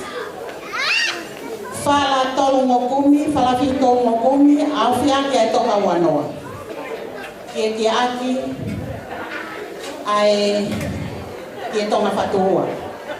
Iai kato teo, iai whoki moi kawha palana. Koi koroa, koi keke koi ni. Koi keke ia, ai hou e ki. Oi tūtu ang kawa. Kapkawa.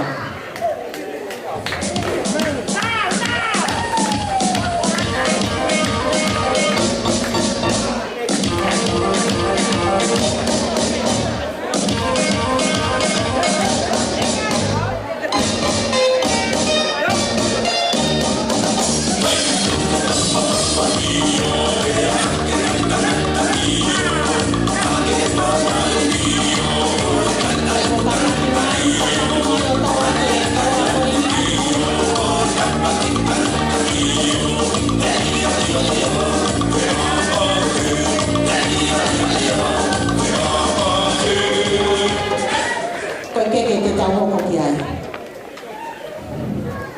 Piki aki ai ke tonga mo e ngatis. Whala ua ngokumi a whia ki a toka ua toa kia mo e ke tonga. O ki ai whoki i mono ngahi ka whapapalani. Koe keke koe ni o whuakia ma ai e o tā o e potsias koe ni o kukau ki ai a whatong mahi. Se tareki mahi.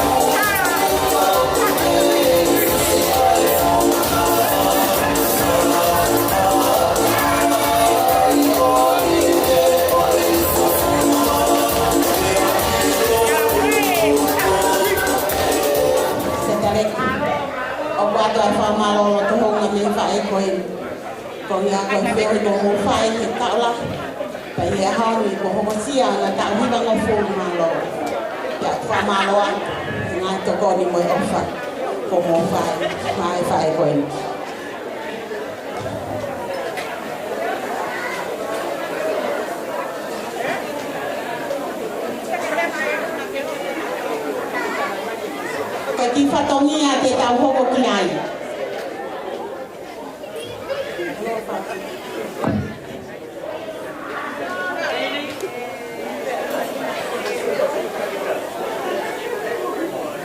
Koe ki koloa whala anlangi, whala auwhi, pia mono kafu.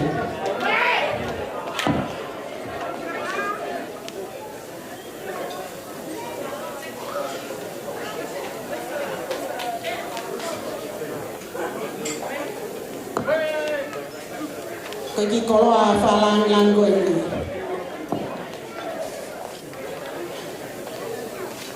Koe ki whala auwhi pia koe kafu kapalani.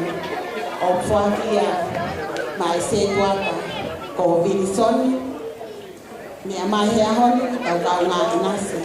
He whawhiawhia i oi aho o whatou mawhakailai. Malo.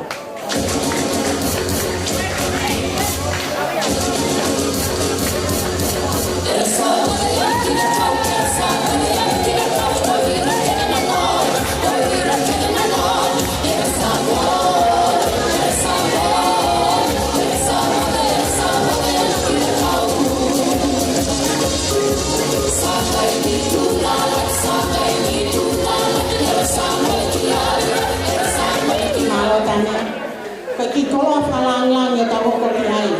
Whala auwhi ka e mā ano kaspapalani. O whaki ia mo whamalo ke tokoni se tuata o selfie o kondonia. Riva ia sairi. Malo.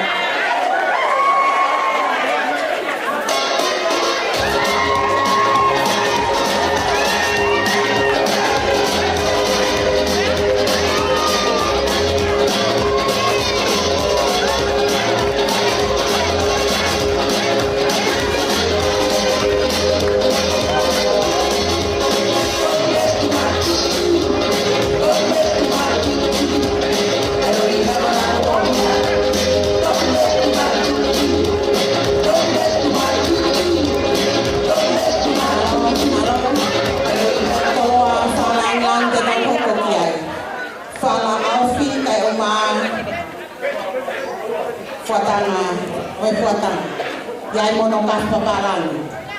Moi whamaro lahi ki he ulu motuao. Whatou mafi kai lahi ni ahoeni. Whamaro atu. Mea mai, whaerea, he whahai. Ai tamai i hea honi. Koi koloa ia o Baha Babi. Malo. Tāmai tani.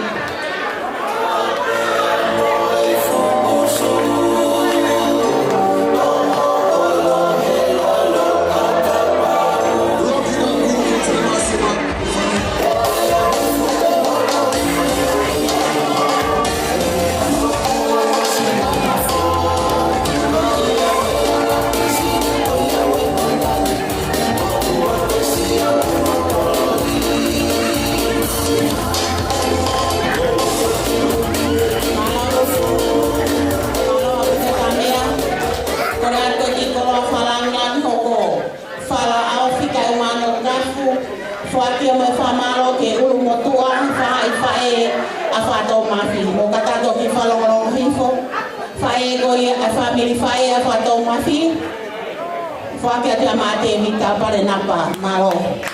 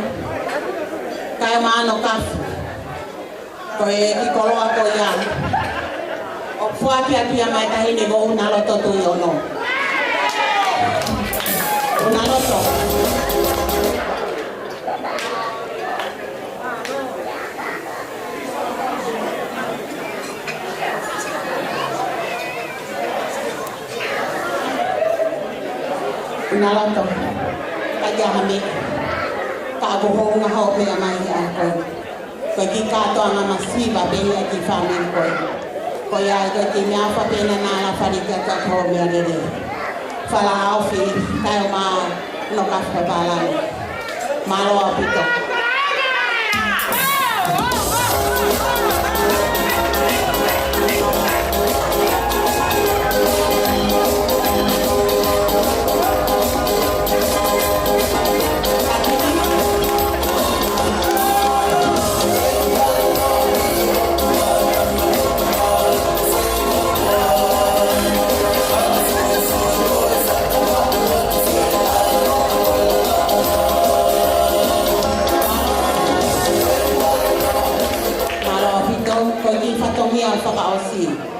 loto pe ki whanau ko ini ka uma ai whamokuna ke whalang langi ia ai ulu motupa ko nau whani kai lahi whalaof kai uma hono kaspa palang o whaki atuia ma aluani tabake kai lahi ma loapi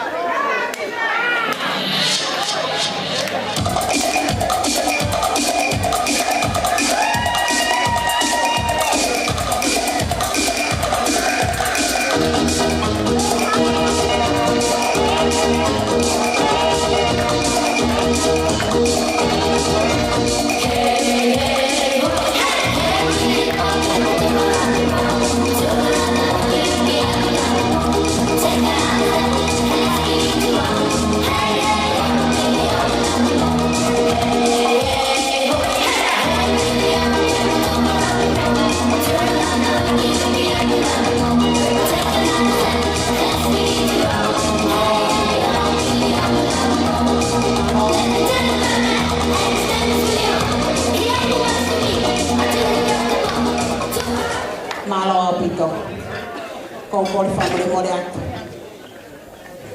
ke fao kai mahalo pe fo ke hoi ki pe ke thai ne pe te le a koi ma kompor family moriak ko nga ta nga be sio ma wi ke fa ke fia ko a koi Katoa ia tau whatongi ai kai wheo ma mo whakaukau.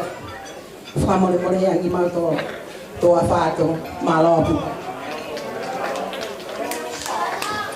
Whakalohe ni kia he nā ngori te ka pehe poki kia ai te sia kailahi mo e whanau a whakatong mawhi i he mea ofa mo e whakalanglang ko toa pe ko mo osi whai. Ko e tuki tite i kāta ki o tai mai ha fwoi whasi ai whakawhai e mo e whanau ke nā whewhi ai fu ngā we lahi whakaua ko osi mo whai.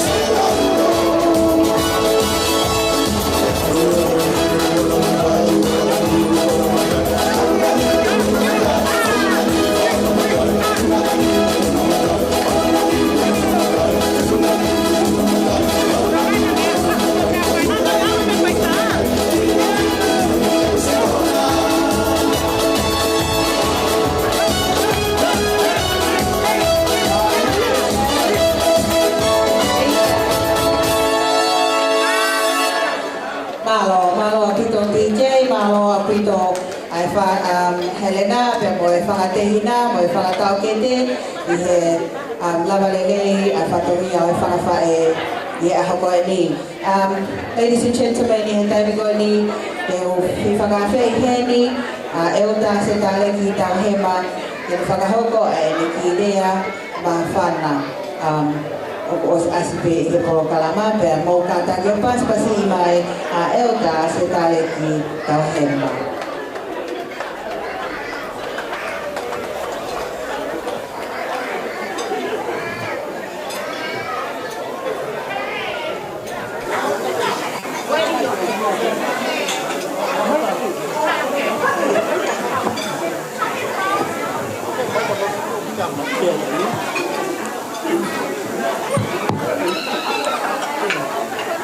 Katang be kau tuku mua keu ma whana pai hatala mo fua ke tu ni o polo kalama koni.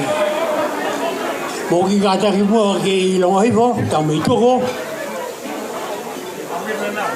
O pia whakafonga ia e ki polo kalama pau tala mo fua mua ki ai.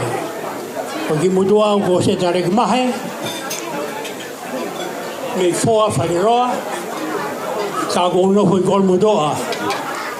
Pea ko overheni. Pea ko kutu ki whakafofongai, ai putu ngowe, ko inonia. Ko au ai mutoa ko tauhi, ai ki putu ngowe ko ni. Pato mafi, ko taha ni e aho whakawhiwhi taha ka te au. Tāwen me mei tolu mo wholo, e kunofo he whare loto ko ni, pea ungawe ai i he tau tangata, ko tōku fōfua hoko e ni, ai tau hiwa mo wholo, o hatoko taha i he whare loto ko ni.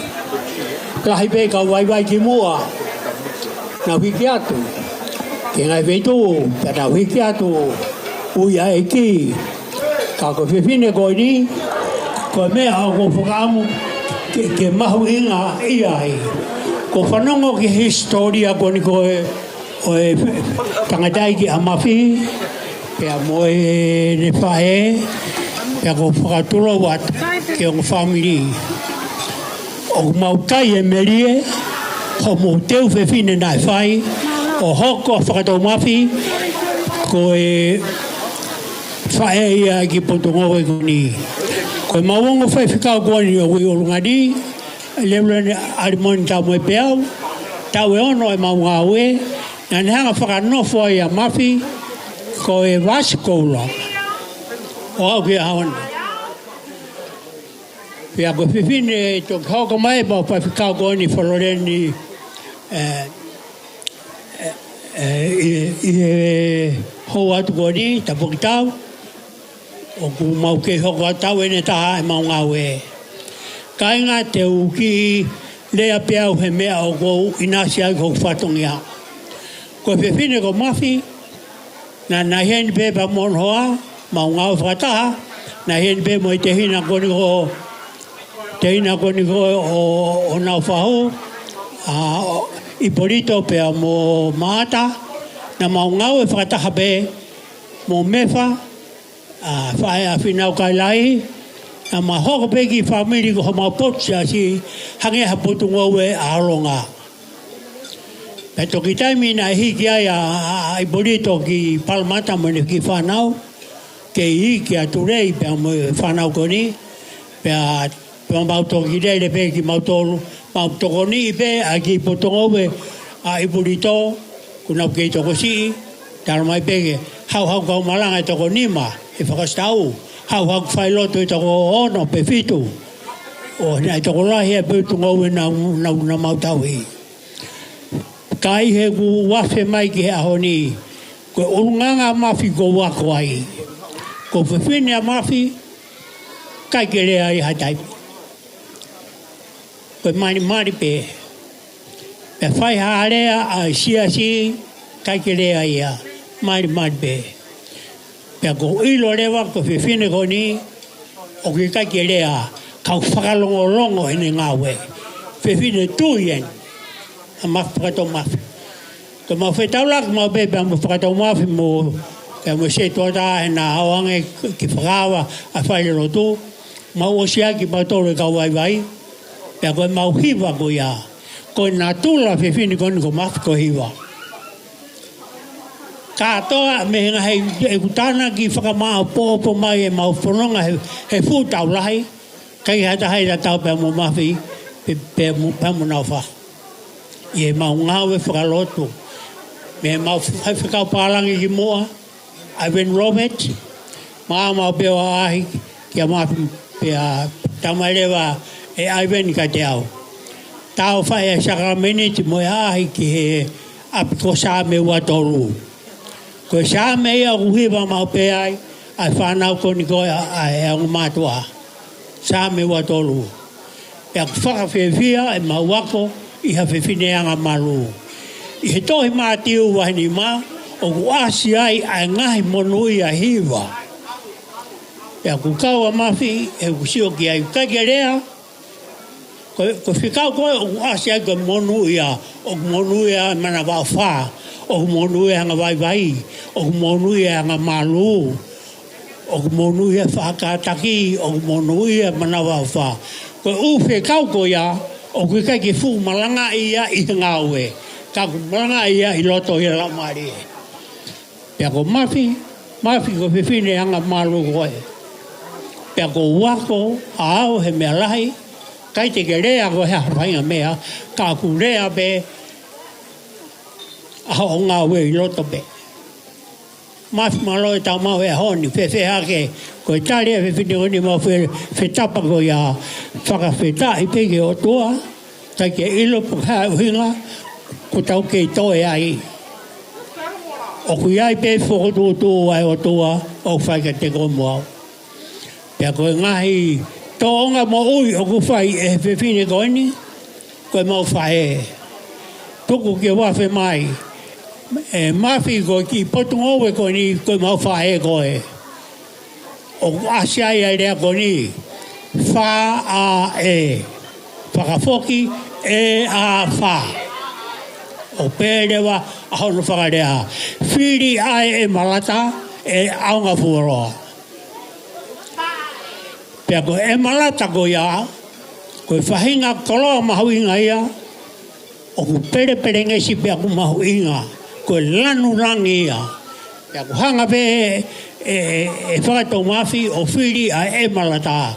Koe was koula na hanga e whawhikau o whakahingoa a mawhi. Koe whakatunga ia o hawhare. Whakatunga ia whakamiri o kuiai a hono tauhi. Koe was ta koe mau whae. Whatonga whi kua whatia ia whasua whanau. Katoa. Nau mate he whie rea. Tau ko api api taimi. O hanga mana tu ianga koe kurea kuia o whakarea ia koe rea maa whana.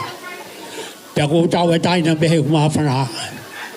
Koi a kou whiwhi ai ke whakahoko atu. Arimoni pea mo ofa, pea pehe ki a Floreni, pea mo soro. E taimi nono tau ngāwe ai. Koi ui a e ki mo ne whakatūtō o whaike teke a tolu iha pot pe. O sisu pea fuwai ne kako tau tolu e ngai waa. Pea u tatau ai pe. Pe koe lotu whe, tau taha pe i e ki.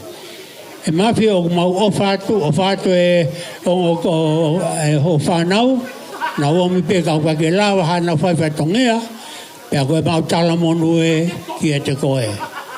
Koe au kou whiwhia pe, whakaosi aki e kuki lea koni, no koni, e whai aki kuki lea koni, haki i hiwa. Pea koe ki hiwa koni, koe ki hiwa pea, ai ki potsi asi, o mawhangau e aki ko himi pe. Pea kuanga o huinga e mahuiwa, ko whanau mau pe, koe tangata puna ke au, fuoloa. Pea koe mawhi, hawhainga ki pe te uhiwa tau koe ki a ia, pea mo mewha, kai lahi, o na arunawa he piukalahi funga ia, he funga ia. Ia. Pea ku whakawhiawhia. Ko ki hiwa tānaki mai e himi koni e wesi lana, whika ua noa, o ku asia ki himi koni. Na maua ko hiwa koni hono pāk mai pe koe he tau taha hiwa no mofunu tupu. Inu ka lofa. Ko whahiwa ko ki tamu kona hanga whau, ko whakaiku helu. Pea koe tamai na hanga whaihiwa. Pan tamai ka te au. E se ta ko hiwa koni o ku whakau whiofi e whau. Ke hiwa na ha. Tuku pirisone koni koe a Paula. Ilo maa. Pe hangarewa e Paula ia.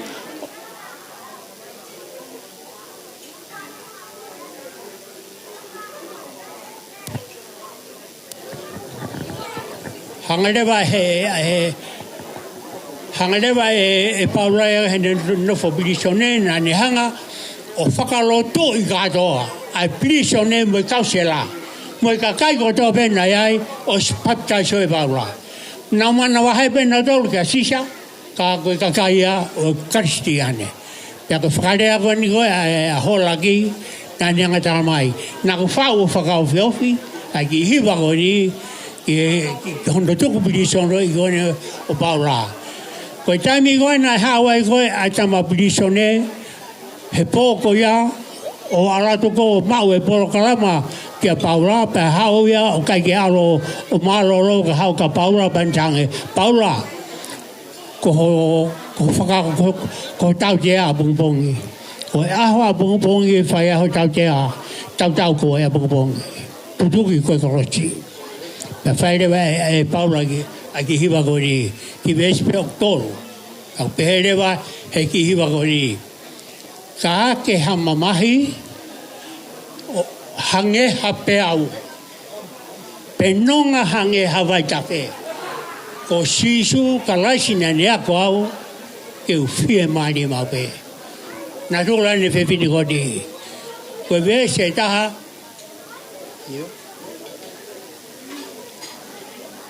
E koe ki we se taha. O taua manaki ki hahaere mai a sisu mohono nau. O ne whakatū e ngahi kakai i hono nima tō mai tau. Whie maari e hokoloto o whie maari mai pe. Ko mea ki a ki tā, ko e te mo i kraisi a tā. Ko e te mate, ko whakakoloa koe uhi, ko hewani tā ngata. Te wihiwat pe, o i viva mai ta hauni anu e wā. Ka ke ha ma mahi ange ha pe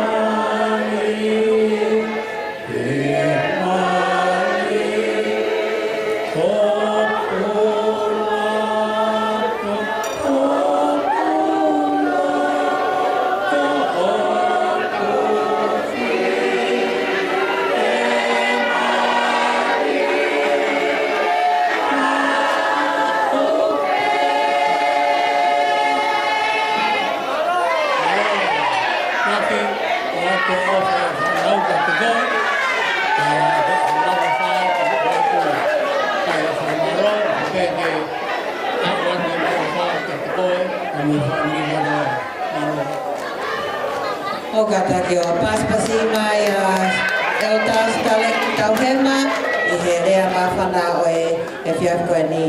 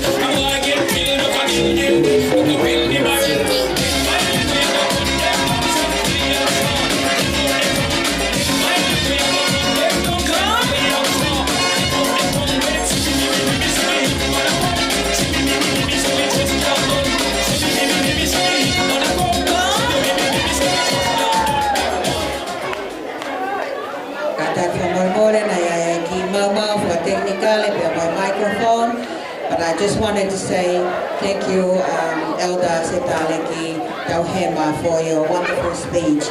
Hoi ki mo kainga ko e kakatoe o e tau formal program of the part of the program.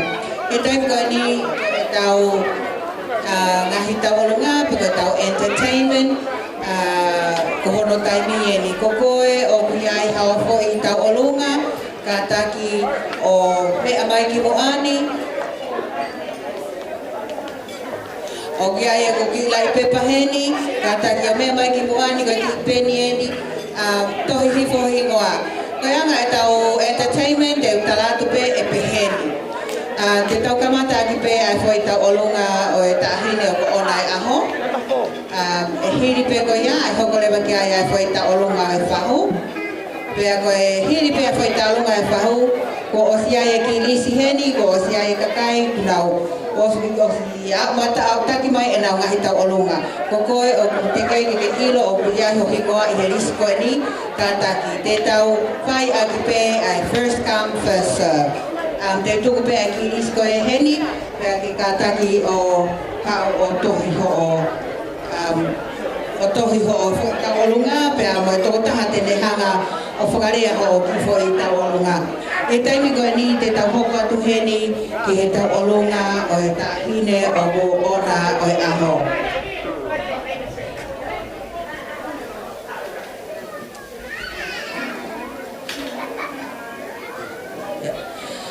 Pea te kole heni ki a Helena Moriteka ke ni hanga whamahoko atu ki fo I tau olunga koe ni.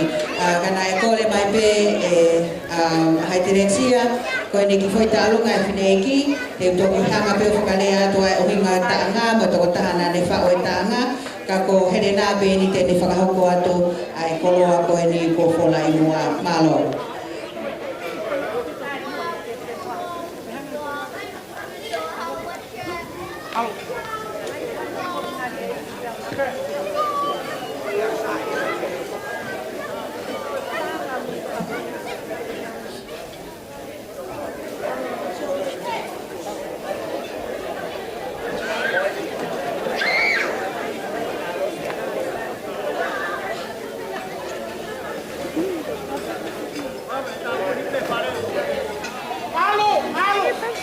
Kore ke u whaturoa. Kai whahoko ate ki tawalunga ko ia e whewhine pēte o e hokoni. Whato mawhi kai lahi. Koe tuanga i taimi tawalunga. Koe wharafiu kai mahe o awha ke whatanga. Pea uiai mohono te ko tola e tauafi. Pea kore atu henke whahu. Nunu ori e kātaki. Mea mai o hui e teki o taine tau orunga. Kai toko i hoko atu ai whatongia mā loa pito.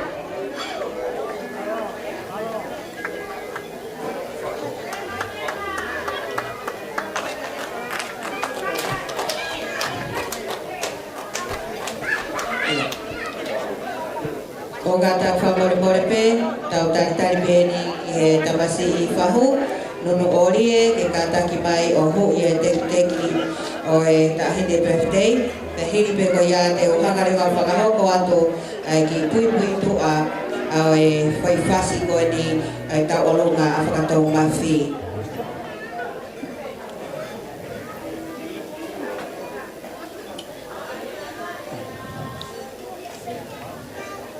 Hoi ki moe ka inga. Koe ki whine matua o kone whakawhawhangai a tau olunga e whine o e aho. Koe ki makapuna pēni o la tū whakatau mawhi. Hoka taka paspasi mai a whahu.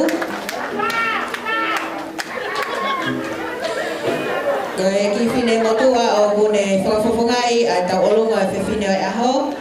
Koe ki makapuna pēni o whakatau mawhi, pea o iai e whakaamu, kene tau mua whakari ari. Atu e ne ki foi tau olunga, ke mo mamata mo whakaunga e ngawe a punake, pehe ki he ngawe a mala e hiva, mo mala e whaiva. E toi tā e lewa e ki foi whasiko e ni, pe te mo toki tula whale lewa mo whakapare e pea mo whia. O kokore atu he ni te mo kātaki o tala mo fua ki whekau ko ia. Koe ki foi langi kono hingoa koe taki mamata ki he tūtū anga kawa. Na e whao e ta anga koe ni, e whai whekau ko se miskailahi, e whakahaka e tawalunga koe ni, e tūli mei la paha. Ma haiterensia i he taimina ne si kawa i he group floor show, i he tahiwa walu tolu nai. Pea tataki o e maupe, e tahini tawalunga, e mai ki wani, ko tamea ni ko manatui, o kikai, ke ngofua, ke le whakapare, pe te ke tulawhare, i he uruaki tā o whasi, malo. When you're ready.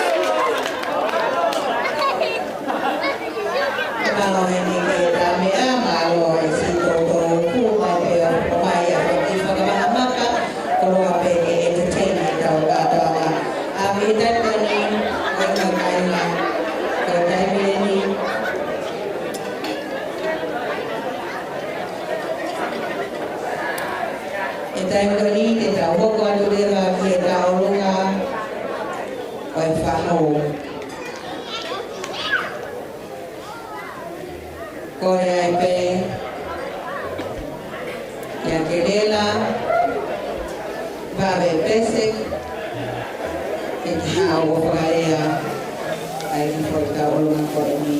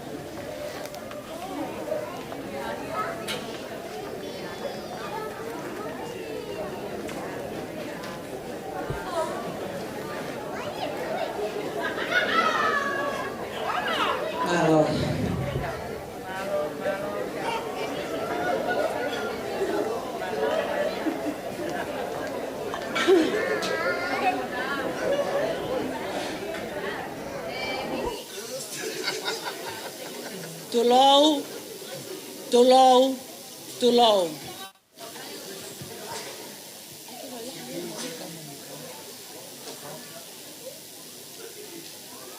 O atu hena e whakatapu ki e whewhine hona e aho. Whakatapu atu heni ki he kautaula e ki nao mea mai he ahoni ke whawhiawhia e whewhine tahine ko mawhi. O atu hena e whakatapu ke hou eiki o holonga, kapukawa, whakatapu atu heni ke whahu. Ko kore pe ke huwhanga he whakatapu, kai whai atu ai ki tō whatongia ko eni. Mō ka taki pe wha mole mole, te kai ke tu au ha whanga pe eni. Ka ko kore atu pe ke whanga moko puna o te vita tua lau, o mo ilo ko toa pe o mo i he whaleni. Mo mea mai ki loto, ko e taimi eni ke tau te kei ai ai langi e tau whahu, ai moko puna o seini la tai hole wa. Tahine mafi, tangi o loto, ke tō mai koula, mo sili wa, ke whakahai atu aki, ai loto hounga ia. E aho whaka o whofa ko e ni. O kuki kai ke ai ha mea e mau. Koe ki i wewe pe ko e ni. Koe atu pe ke whariki aki ho matawhare. Koe ki i teki teke mau tālunga. Koe ki se niti pe taha. Mau fia peke mau mai o teke langi.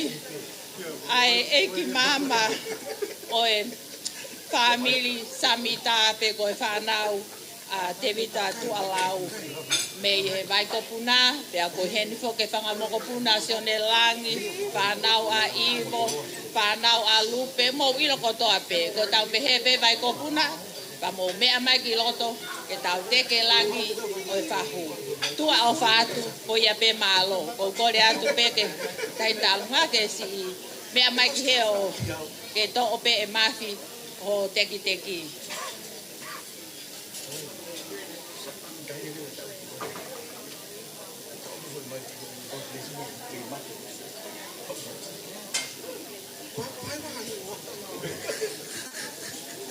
Kole atu ke kataki o tauhia e koloko ni ki tua kai ata e pangai Kata ki TJ, tari mai ka olewa ke to'o ai koloa koe ni me he pangai malo.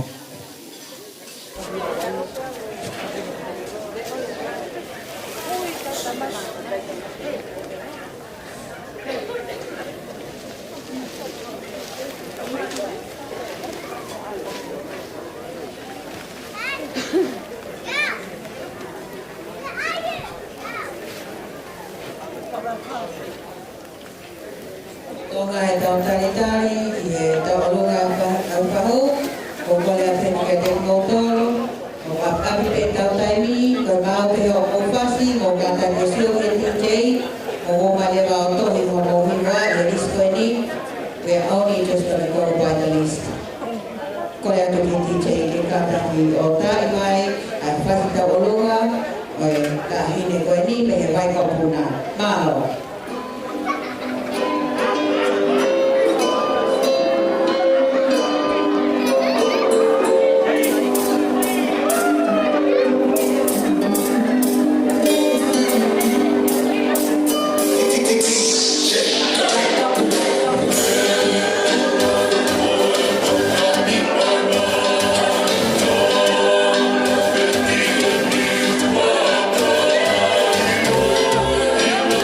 Thank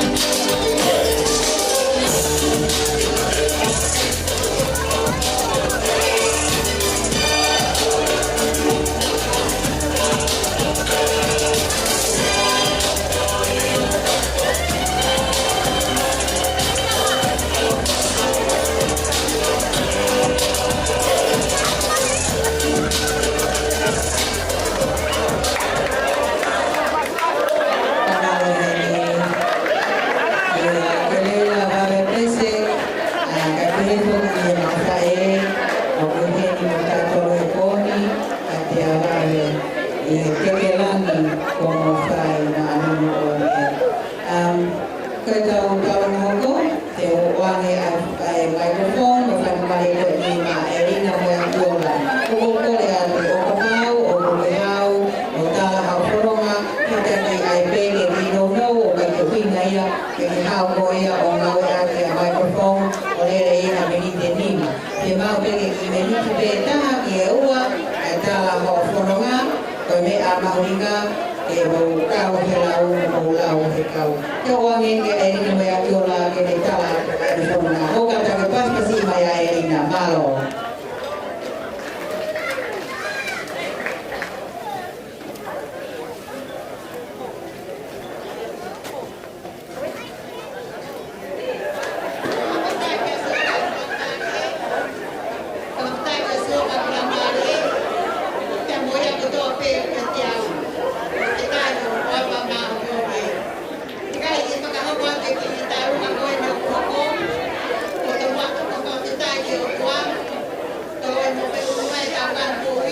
Lo tolu sino atamai kai hulat tau lau mari e la vai ke ne pakata hai ki tau tol mo kata ki pakalongo hipo la vai ke hanga otua pakata hai le nei mai ki tau tol e fiaf koen ko nga ko tau hiva ngo ful o fae koen pe ko kui koen ya te kai ke u pakahau ko atu au ko lele mai mei lo fanga ha pai ta mai mei ai ewa fa e honua ewa ta kai fala mai ki holonga mo pea tunga ane si ia o whakatoma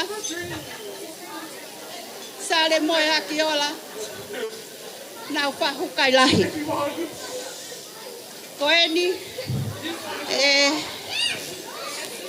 mafi kaka mea mau ko eni ai sisi taha o whakatunga ane kere pi maulupe sare moe haki ola na e toki mama o atu i he nove mao e tau kosi na ke si lele ange pe me na ke lava ange pe ke whakatahai sio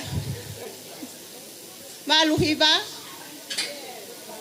mo maulupe na ne ostoka vai vai he taim ko ya pe na kai te ke lava ange tai pi na uia he eki ka ko nga e tau fononga kainga ko tau mo ui ka te tau mate pe ko enia ne hoko ia ki he hoa ko en ka mo mea mai pe ko mau si ke tawanga ape he tunga ane o mafi pe ne ngo pe ko na family na tol ko hui ho na tawanga a ka ko malabe loto pe ia te ki mau tolu ai hoa ko eni ko ia ko ki talunga ko ni ko nia mokopuna o maulupe na ne mo ia ka ko ki mokopuna lahi pe Pea koe konongo fohae, sale sio, sale moya kiola. Pea mo pauli asi sale moya kiola. Pea koe tahine talunga, ko kepa leli, leo ta moya kiola. Ko ia koe ki, bebe koe neo kuturi mua hes, ko tau mafi.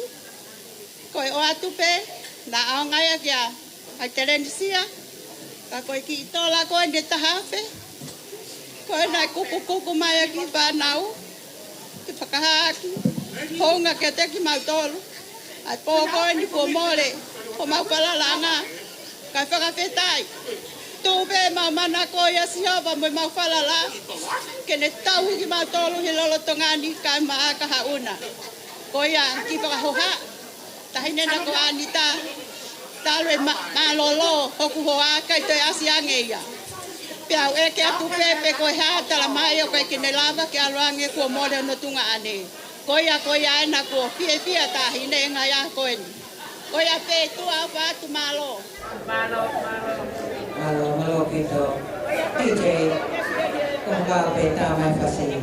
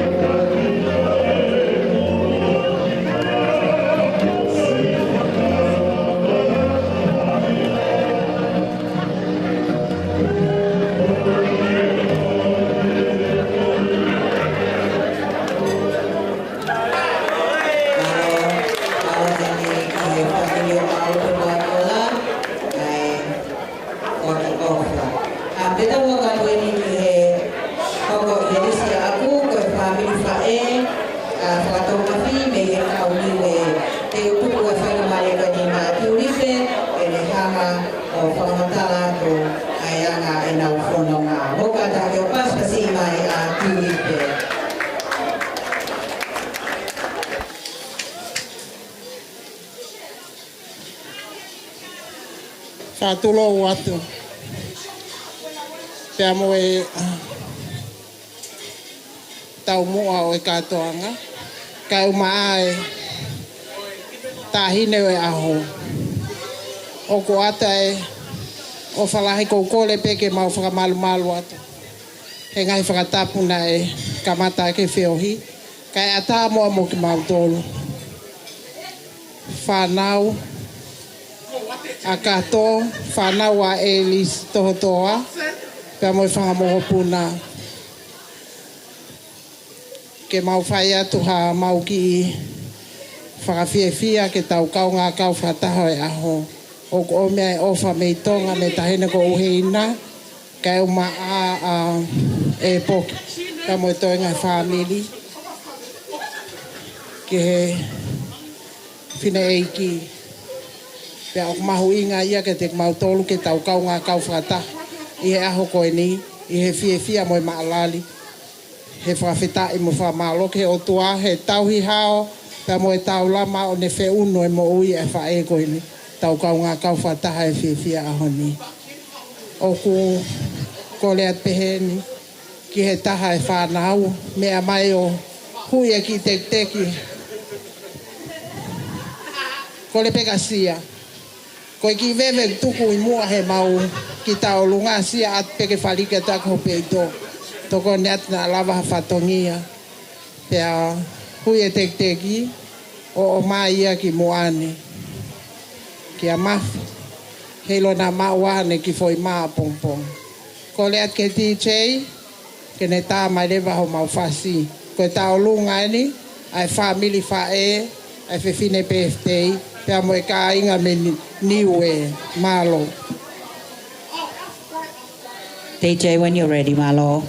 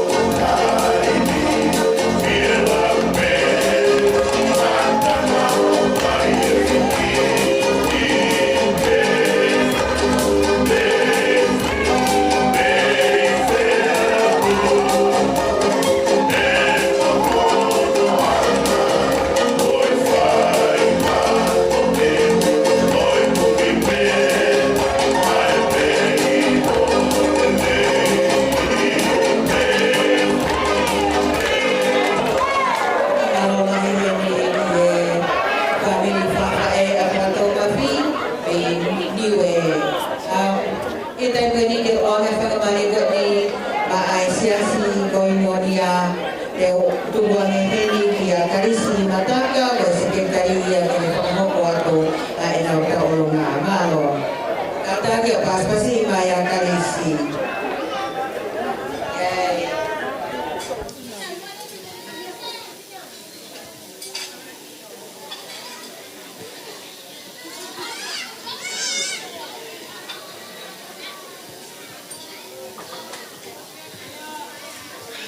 Mo kata ki to mai tau ki tuanga.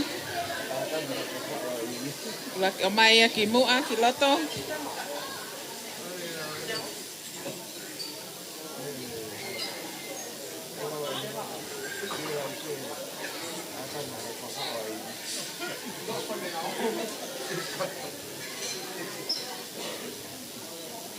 Mo kata ke unua ki mai ki tuanga ki mua please.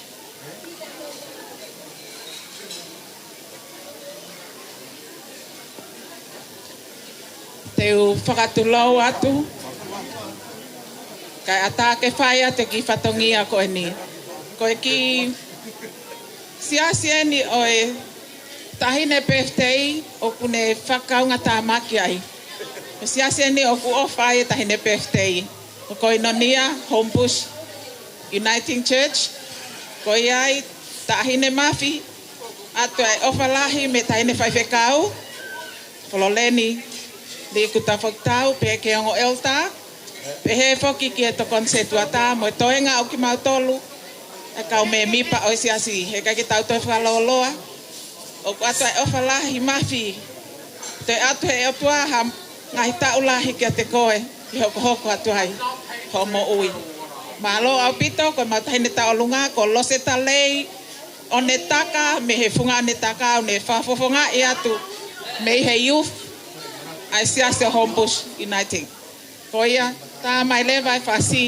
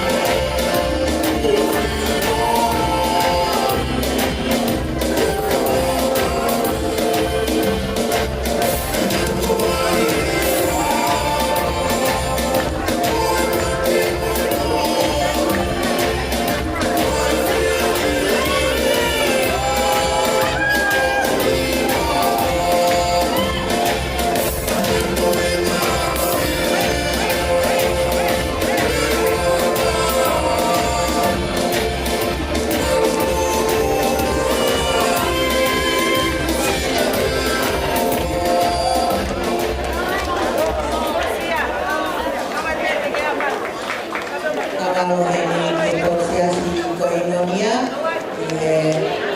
ya Allah berkati.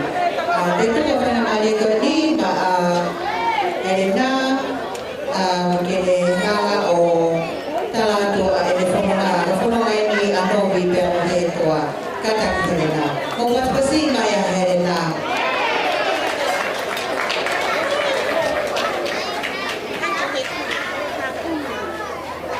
Por ejemplo, Kufangai kalau kata bos Kufai, kata mau ke faham pada ki tawolongan tu aku patoma, bagi tawolongan kau itu mana masih nalawa mai, metoma, yang menusil,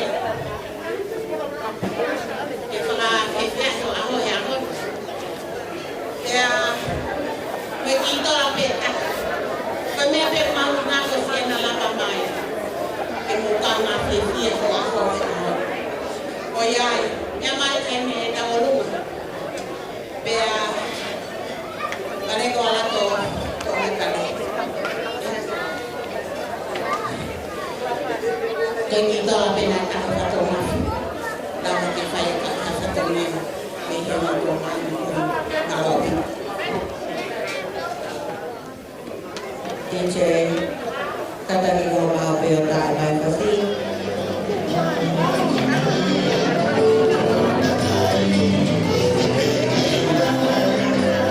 Kalau please DJ kalau ni tu orang take berita ini. Biarkan tadi tu orang kalau ni ibu pakai atau file tu orang malu.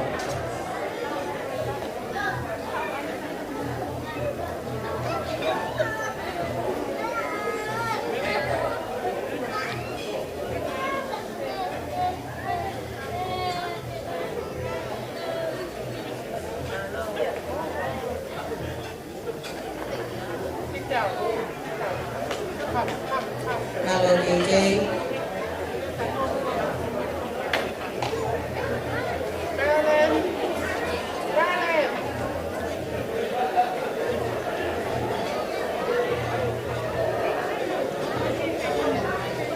Yeah.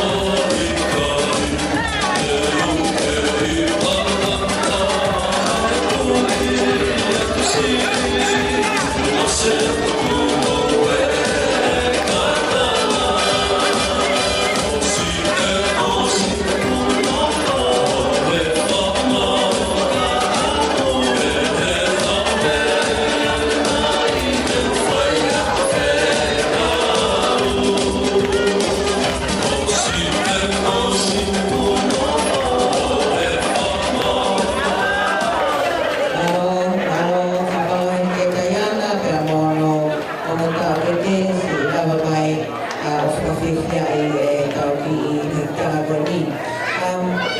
Pako i Herisi, o kokoe atu heni kokoe o ke hao o tala whanonga whakamoko a whinau o taimien. Whakamoko a whinau o taimien kautaki o mea mai ki ko ani.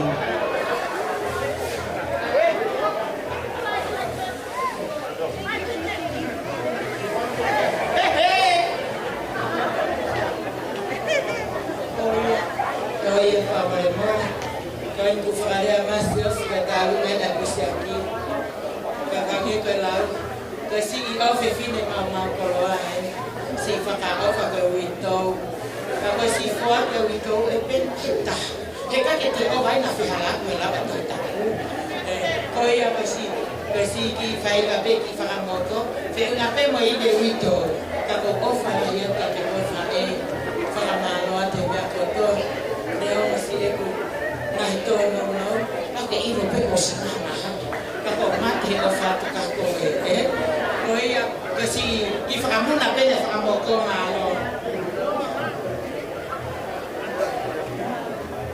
vai botar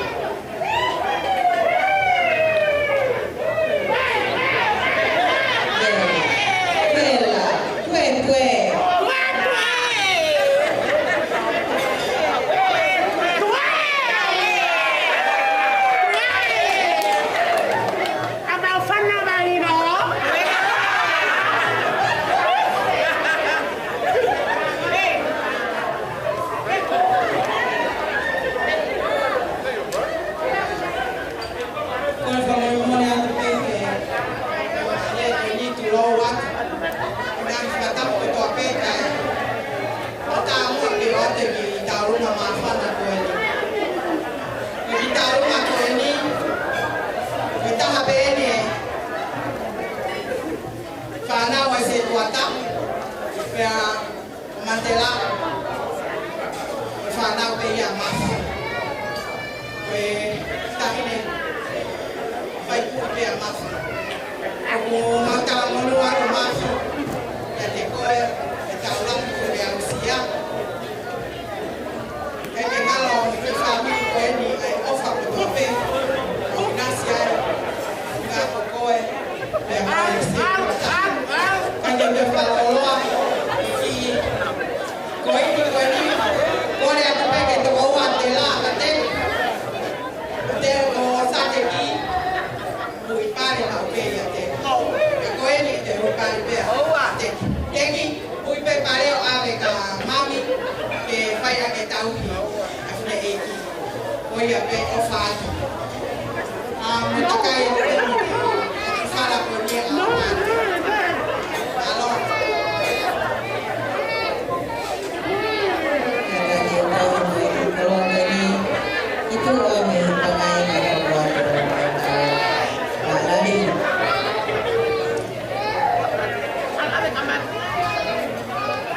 Yeah, we went by the middle of the base. We were on the original line.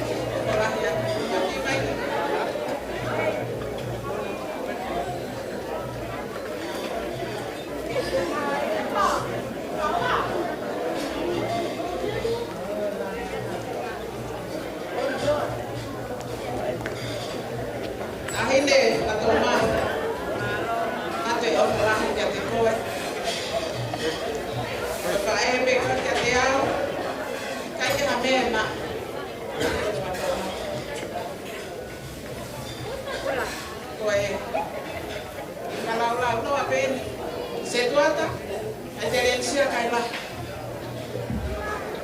ito salamantala wata kau ngamera ako kolen ya aterencia kata ke tuha ke ko hu ie ku ye ke te ke merane yo ke ka fa hu na he mate kule le ba patro mafi e ke me ma ateki no akau ko e ali ke akio ito atoi o fala ke ko ta toma fala ya pito atu que te coge que ahí le mando a excelencia o fa excelencia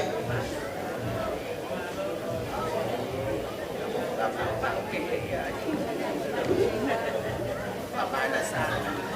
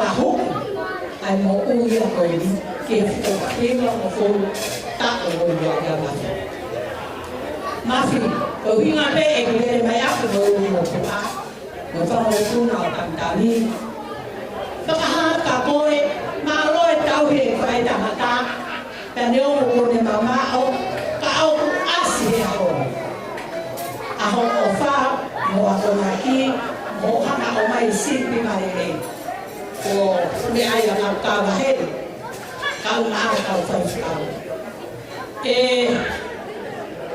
kaina ko kulele mai aku ko tala mo fua ko pe awia ki a luami tawa ke kaila ko mo to aia pe kaila ya ko te fone o tatangi ko kutari leo mo e fefinde o kuia I ko tuna ako tu ni ala ni mama ni pura tama koia tabake ko eta ki fai ba ta to kai ka ne ya ma sia pe kai ke tan na ma pe ka pu ka ba ma ba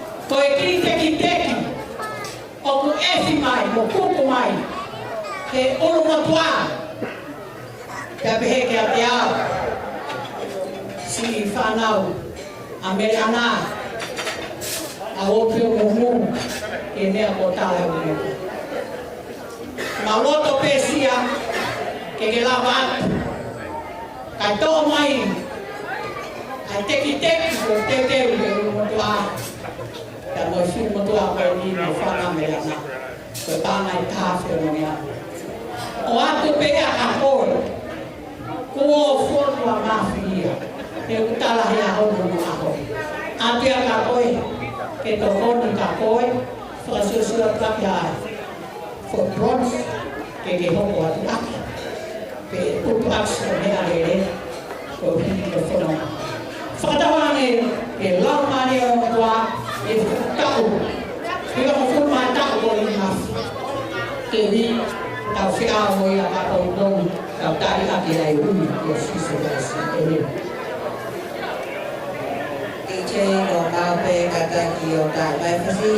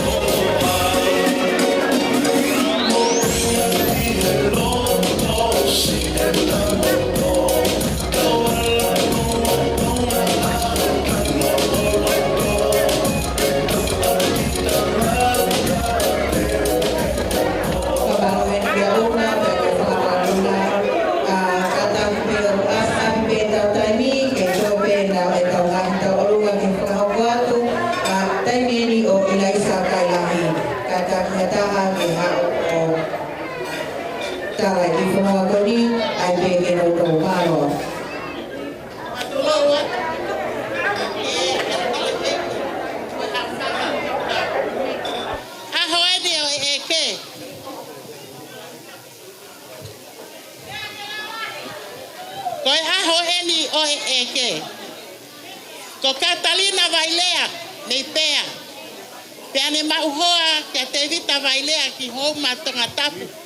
Peane whanau i au raku foha. Koe tamai ia ai kaunanga koeni. Koe vailea ki mautolu. Mea takai pa mo fae. Kātaki pe, whatulau aku kapkawa moho pangai. Tahine e whatau mafi. Koe fuafua ni ho manawa. Pea oko mawhana. Langa i hake hoa koeni. Ke oua te mau kakapa ke he i kare. Kia tāmas. Ka mau wheinga pe kankalu me kuri fifi. Koe fis ngā ue au a whatau mafi. Koe ai o kou kore atu. Ke uhiki koeni, ke ne mea mai, o whakalaulau noa, a hono helu, i he ulu o ene kui.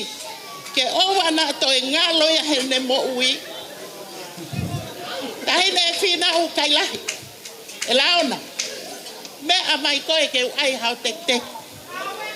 He koe hingo ai au ku mahu inga. Pea, te ria na fisi ia e tamai ki me tutu ankawa. Tulau apa. Kore atu pe ke tamai fasi. O kui hena tamasi atoni. Whanau atoni. Whanau ailaisa. Mo mea mai ki loto tu la fale ia whatou mafi junior. Ki tuku mai e hingoa whinau ke toki uia a pongponga ai e whatou mafi e ahonu. O kui hena ai ki tangata ko lo peti, koe whai whakahingoa eni a ilaisa kailahi i uta, ke ne ui hono hingoa. Ko kole atu pe maletina pe kui hena lo peti ko hingoa ia ilaisa, hao tu la fale i o ki tu o fefine. Ko iai malo tua o whātu maflahi ke o matahe o a koe malo fina.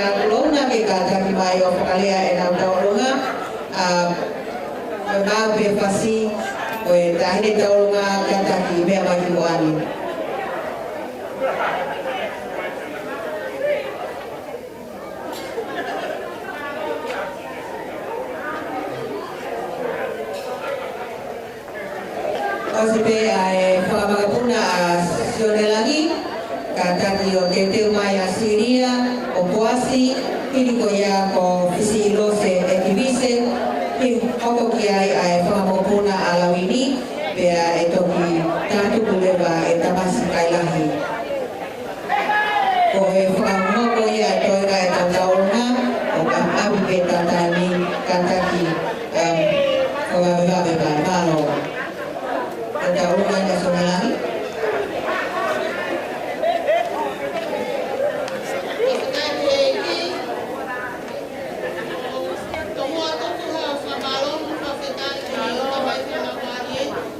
Tahi ofa ma ki tau tō tau tō au sia mai ai aho koe ni. Tulau watu ki he tahine birthday oi aho koe ni. Whatapu atu ni ki a kapkawa, kai pehe ki he kau tamai whalau maari a whatau mawhi e aho hoa koe ni. Ko whatau mawhi whaki, ko hano hingoa, koe whahingoa ia ki he kolotau o pea. Ai whu mawhi koe na reo koe he kolotau. Koe ki mau ki tālunga koe ni whahoka te hoa koe ni whatau mawhi koe whanau ia a Sionelangi mono whamo puna kato katoa kaulangi kotoa mo mea mai ki loto ko tau tai mien o whatu. Malo, DJ ko mau pe fasita e mai.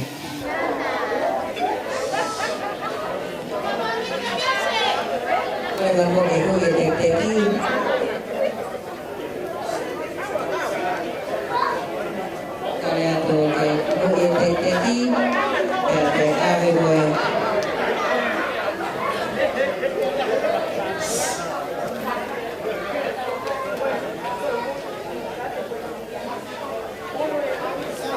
Siosi, singkol ki pineki ke huya mo tawala ka ke si ha o pare.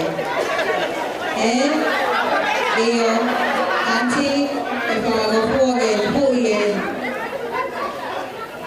Ta o bala o siosi ka si ha o pare. Kaya po siosi. Tama, tama.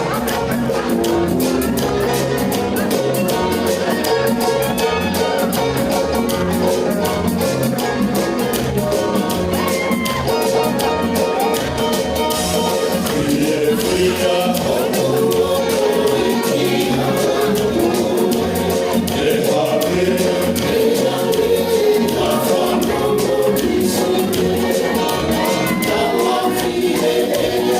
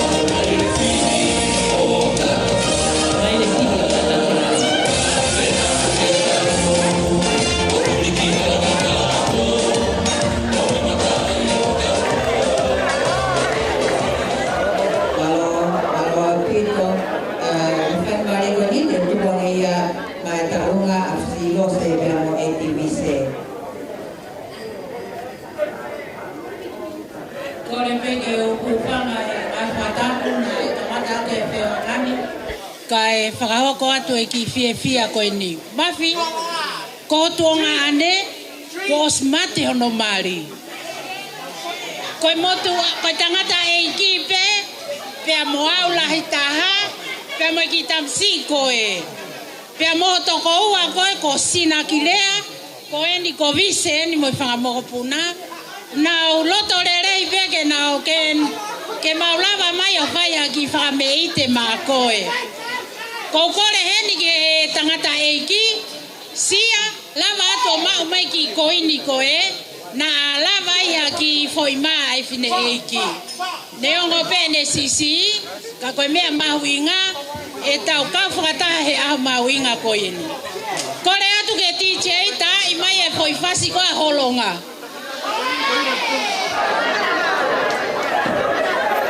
Bella tupuanga kava, malo DJ.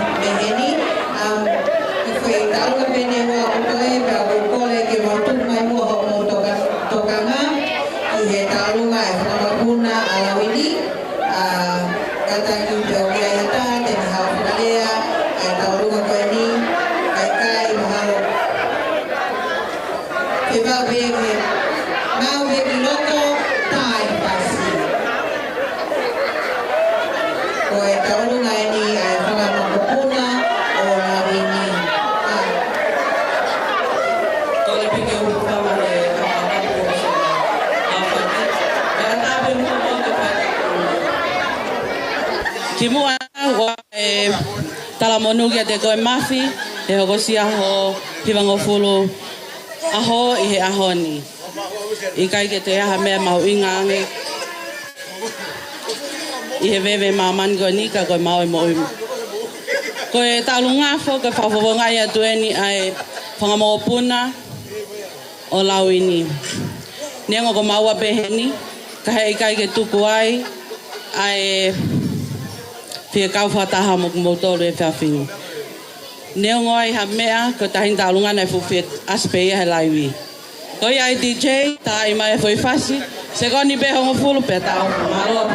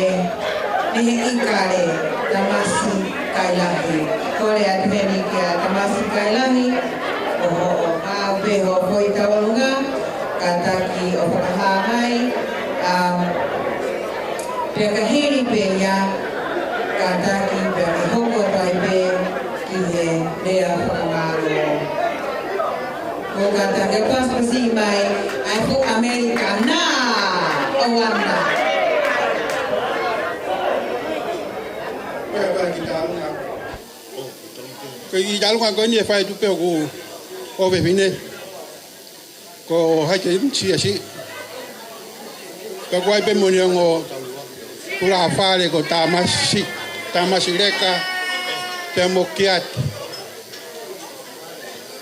ko le pe ka tamia ke ta ma fai fasi kai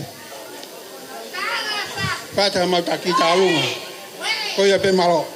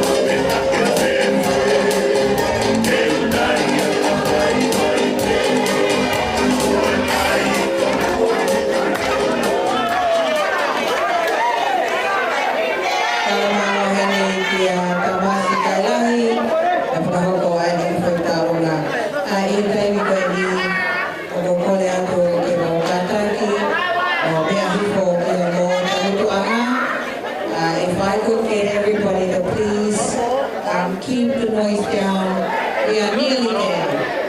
E tengo ni te o ngai whakamare ni, tamasi kai lahi, ke ne whakahoko atu, rea whakamalo, me he whanau, pe he whoki, whakafonga, me he nau whae. O kautaki o paspasi mai a tamasi kai lahi.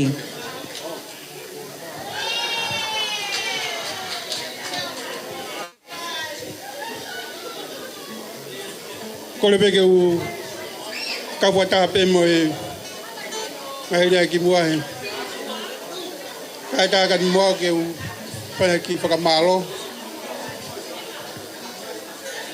O te whakamalo Maalunga moni mea te au.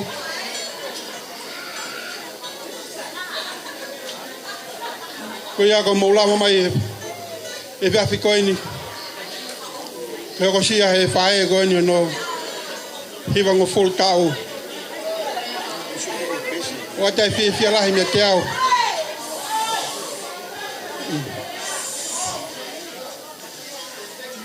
Pea wata whakamalo mlahe a pitika mea te au. Ki familia u tangatai ki. Ko maulawa mai tau kaunga kwa whiwhia e aho e whine ki. Pea ku whamalo ki kau taula iki me kau whaiwhikau. Pea ke hau iki. Pea ke whahu. Pea ku whamalo ke familia ku whine iki maulawa mai. Lahi mautolu kwa te ulawe iki mautolu. Paka maulawa mai ko ke whia lahi au pitu. Kaya hatau mātu ke poni. Kore peke wane hame hoko. Kore peke tau mātu whia pe. Kai ke ha lere mea tau mao. Koe whamalo plek mutolo. Ko mo lawa mai whia koini. Koe pe malo pito. Whamalo he ni kia tamasi kai lahi. I ne loto tō ka ne whai atu ha whakamalo ma ki mautolo. Koe moi kai ngai he taimi koe ni o ko kore ke tuku pe mua na tau kamata ki pe a e tau loto pe te tau whakaosi a ki pe a e tau loto o ku whi mau ke tuka whainga maria koe ni mai whai whikau arimoni tau moi peau ke ne whakahoko atu a e tau loto tuku hiri ko ia e toki tā pe a e whangaki whasi ai DJ ke tau whia pa ko kole atu ka tak fa more ko tau loto tuku eni tuku mai mo a ho mo to nga pe mo ka taki pe o ki whakalongolongo hifo malo.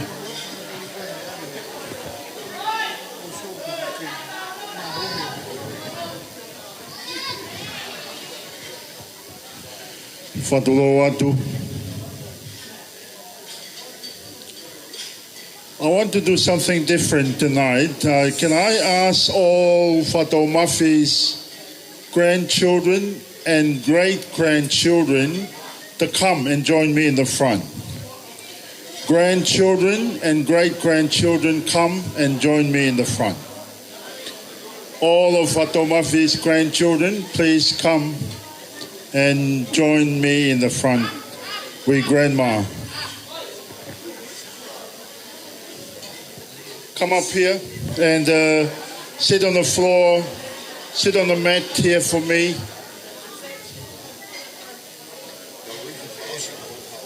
Sit down on the mat for me.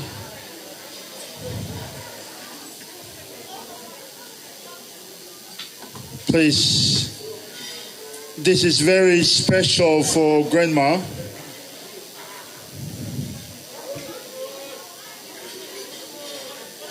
And I want you to send the stage for that and to hear me in what I'm going to share with you this evening.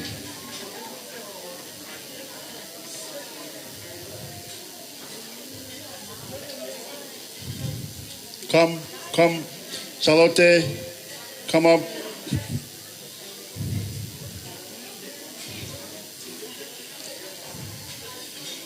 Nia, please take a seat down on the floor. Finau and Charlotte, come.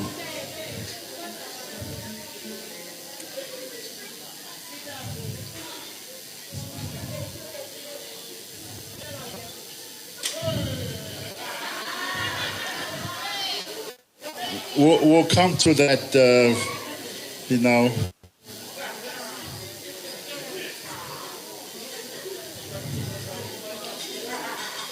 Thank you, grandchildren, and thank you, everyone.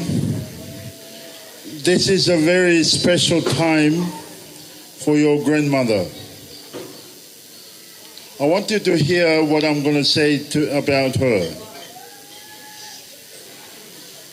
In the book of Proverbs, chapter 31, and in verses 30, it says these words. The woman who trusts the Lord is the one to be praised. The woman who trusts the Lord is the one to be praised. Ko fefine o ku apasia kia Jehova, ko ia ke whakahiki i. Pero mafi, e whiawhi koeni, tau tu o whakamopuna, ka mo whanau, ai siasi, ka mo ngahi kau ngā mea. Ko hibe, ko mau mata, aho whalala ki heo tua. I e whiawhi koeni, ko ko ia, o ma whaamo ke whahiki i.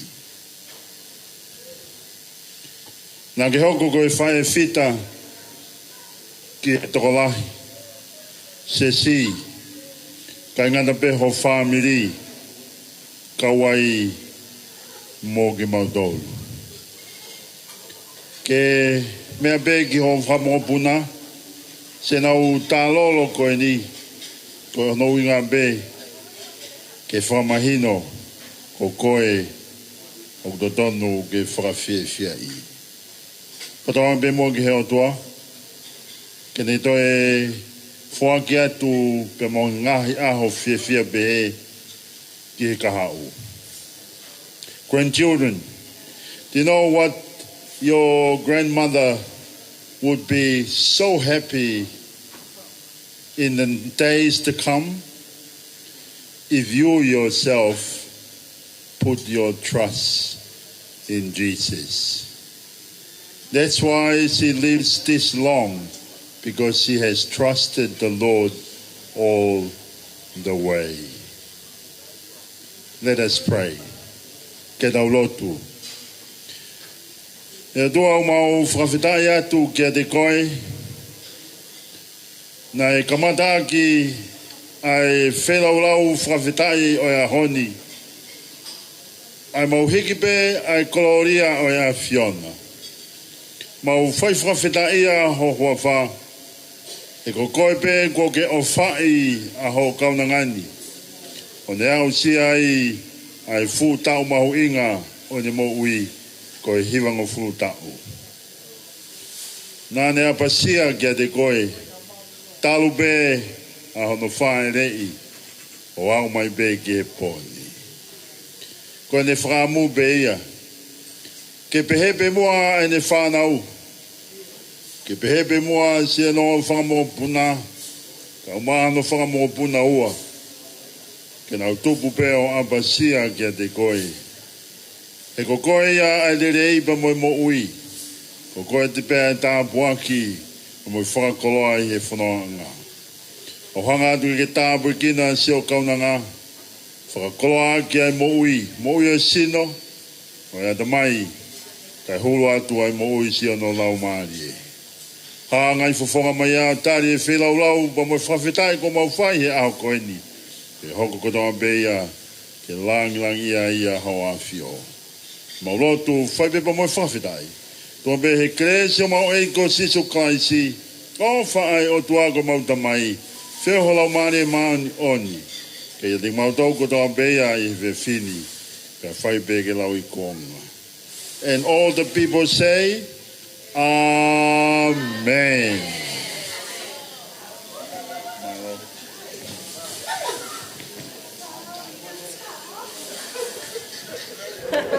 kamalo ini kia katikau alimoni tau lai beau I ene tuku a tau puani tolofa ka osma ka tolu I e kapani. Ladies and gentlemen, before we knock off for the night, I just have a few people that I need to thank you on my behalf. Koko koe ni leo whamalo ki he kawhaafi whalangiangi, our honored guest, Malongo Asikariani, our DJ, thank you Pinieri, our live stream, Malongo Vision and Paula Moimoy, our photographer, V Photography, Malo Apito, and Kautamea, the Stafford Bongi, Malo Stafford Pemaho Kautanata, all of those that has traveled far and wide to come and be here with Auntie Okofamalo Motoro.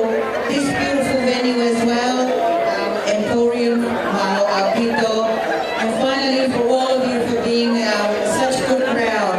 Oko Kaamupe na mo enjoy ay ahom ina ko ni Empoi aki ni kana ko ni abel watu hani foki ay kalamano ye hipoxiasi koino koinonia ye amanaki fai na utaliu septema komponita ofa ke mogao utaliu pia mo ia kompongi. DJ Kataki, take it away, and that is all for tonight. Good night, Ofato.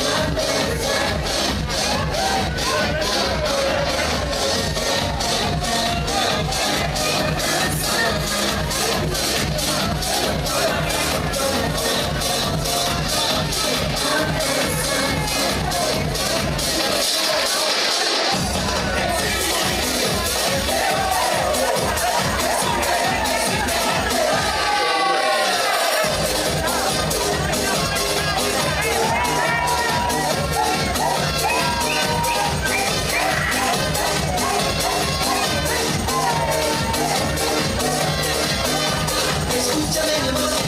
Tú sabes lo que quiero, me dices que no entiendes, sé que estás mintiendo. Te pido por favor, me tratas como un tonto, decide uno de verdad, estoy viendo loco. Que sí, que no, que no quieres ir, yo sé que tengo que ir, que sí, que no, que no quieres ir.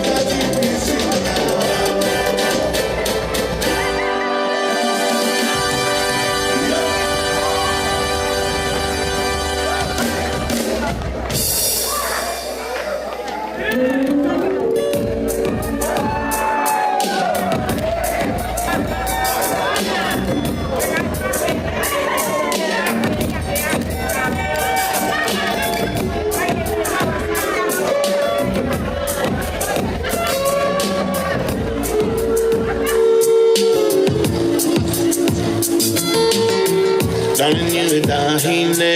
I was wondering, but who can see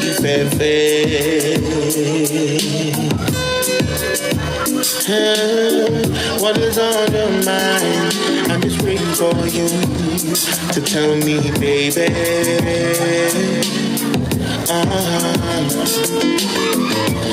Heal my bed, so I know I'm on your mind. Bell microphone, wake a week, give me one more time.